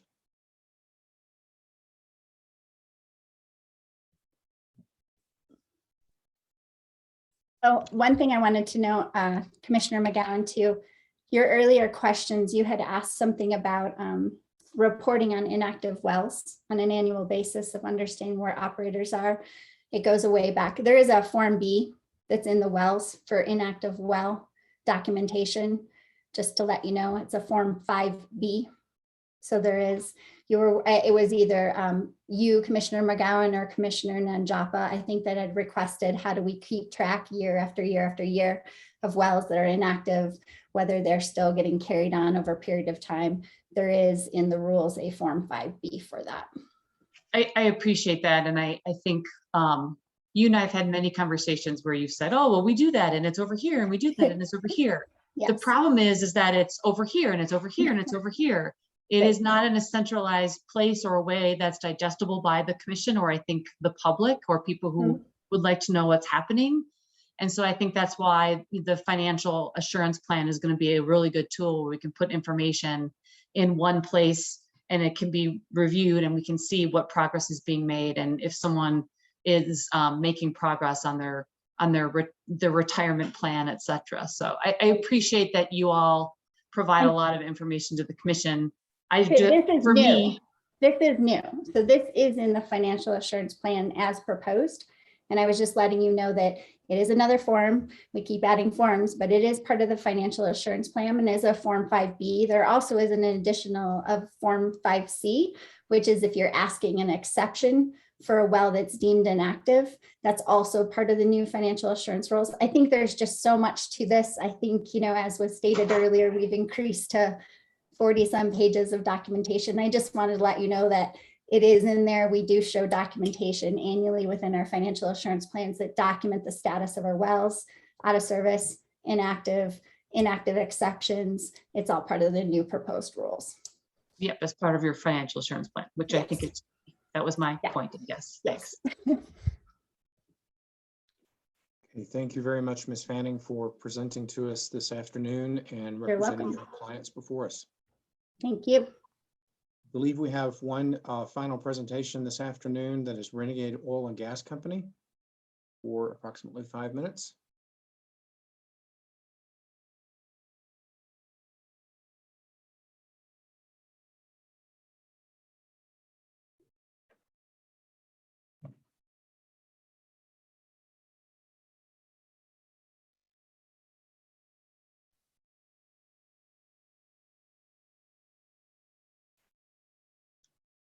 Good afternoon, Mr. Ingve. We can see you. It appears you're still muted.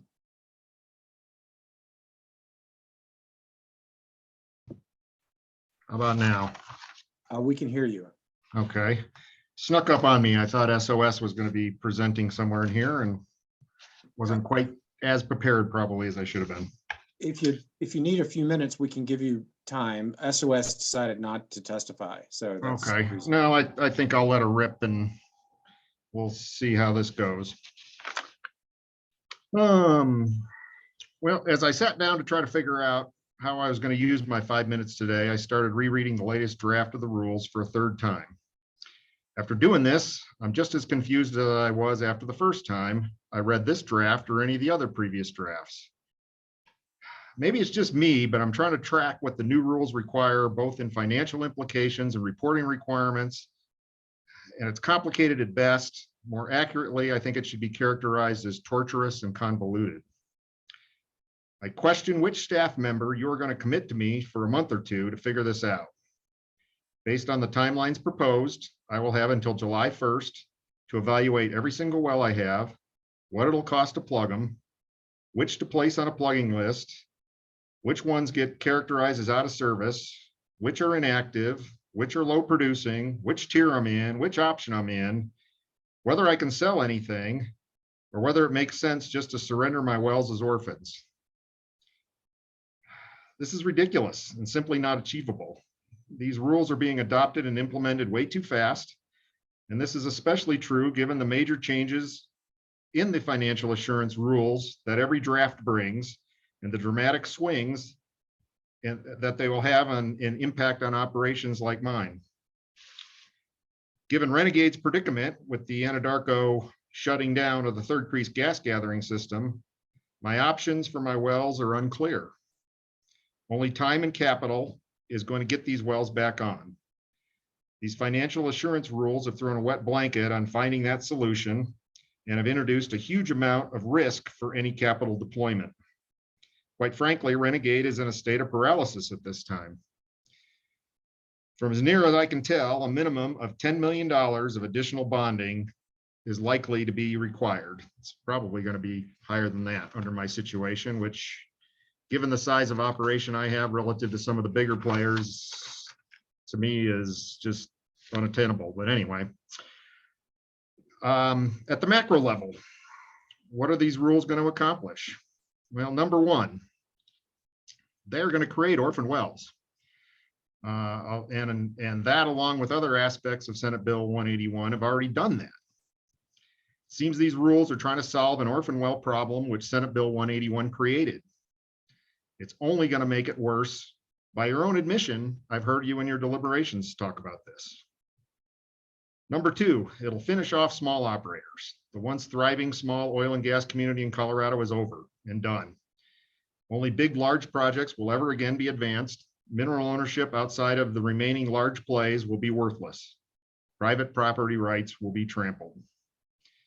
Number three, jobs will be lost, especially in rural disadvantaged communities. Small royalty owners will be hurt. Rural counties and services they provide will be compromised and curtailed.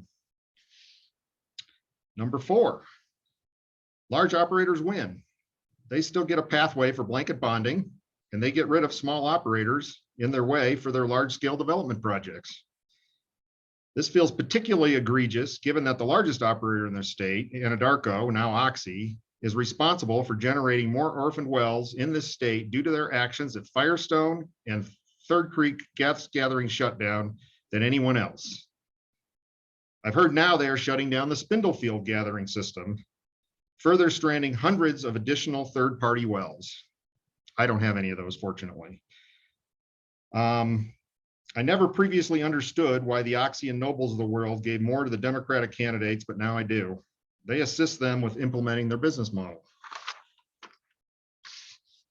Number 5, no environmental benefits are achieved.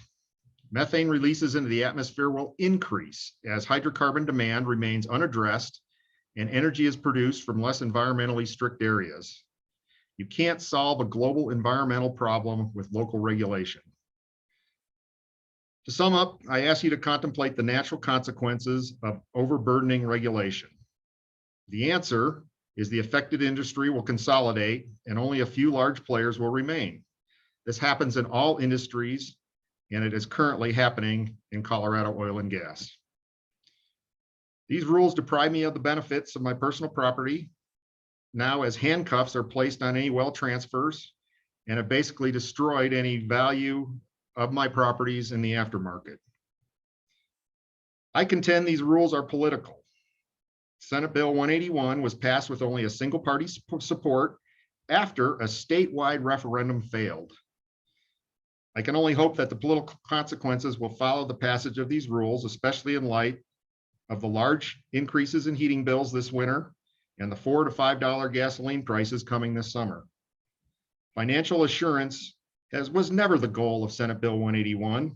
It was just a useful tool to achieve a desired outcome. And I would welcome any questions as to where we're at. I guess the lighting on me is no good. Do we have questions?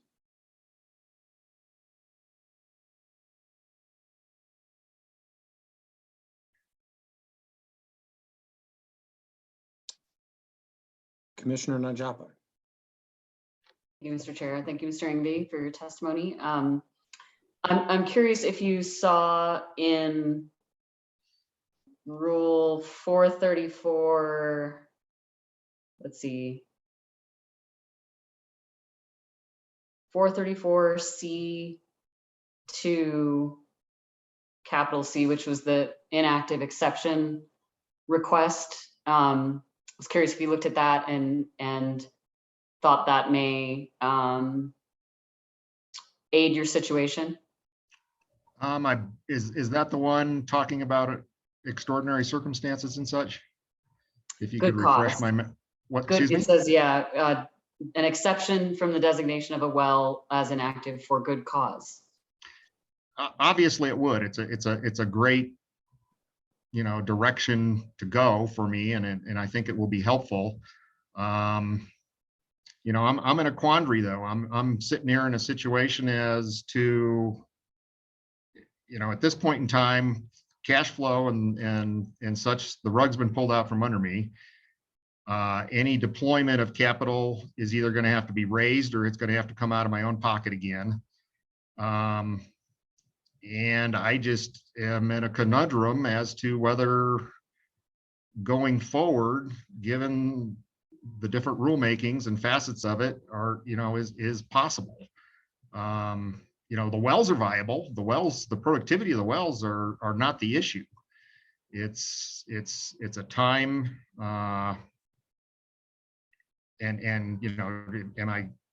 I'm not going to go out and be able to secure millions of dollars of capital to probably go out and do the things I need to do, especially since the rulemaking are all just out there dangling. The capital markets have dried up for the type of projects that I would probably be presenting and try to solicit right now, because quite frankly, nobody wants to invest in Colorado anymore.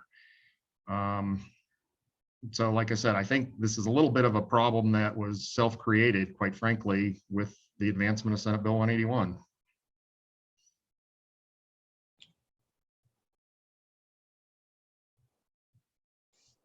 Okay. I don't have any other further questions. Thank you.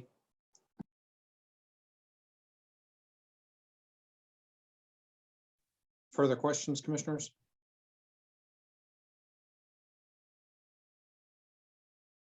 All right, I'm not seeing further questions. Thank you for presenting to us this afternoon, Mr. Ingve.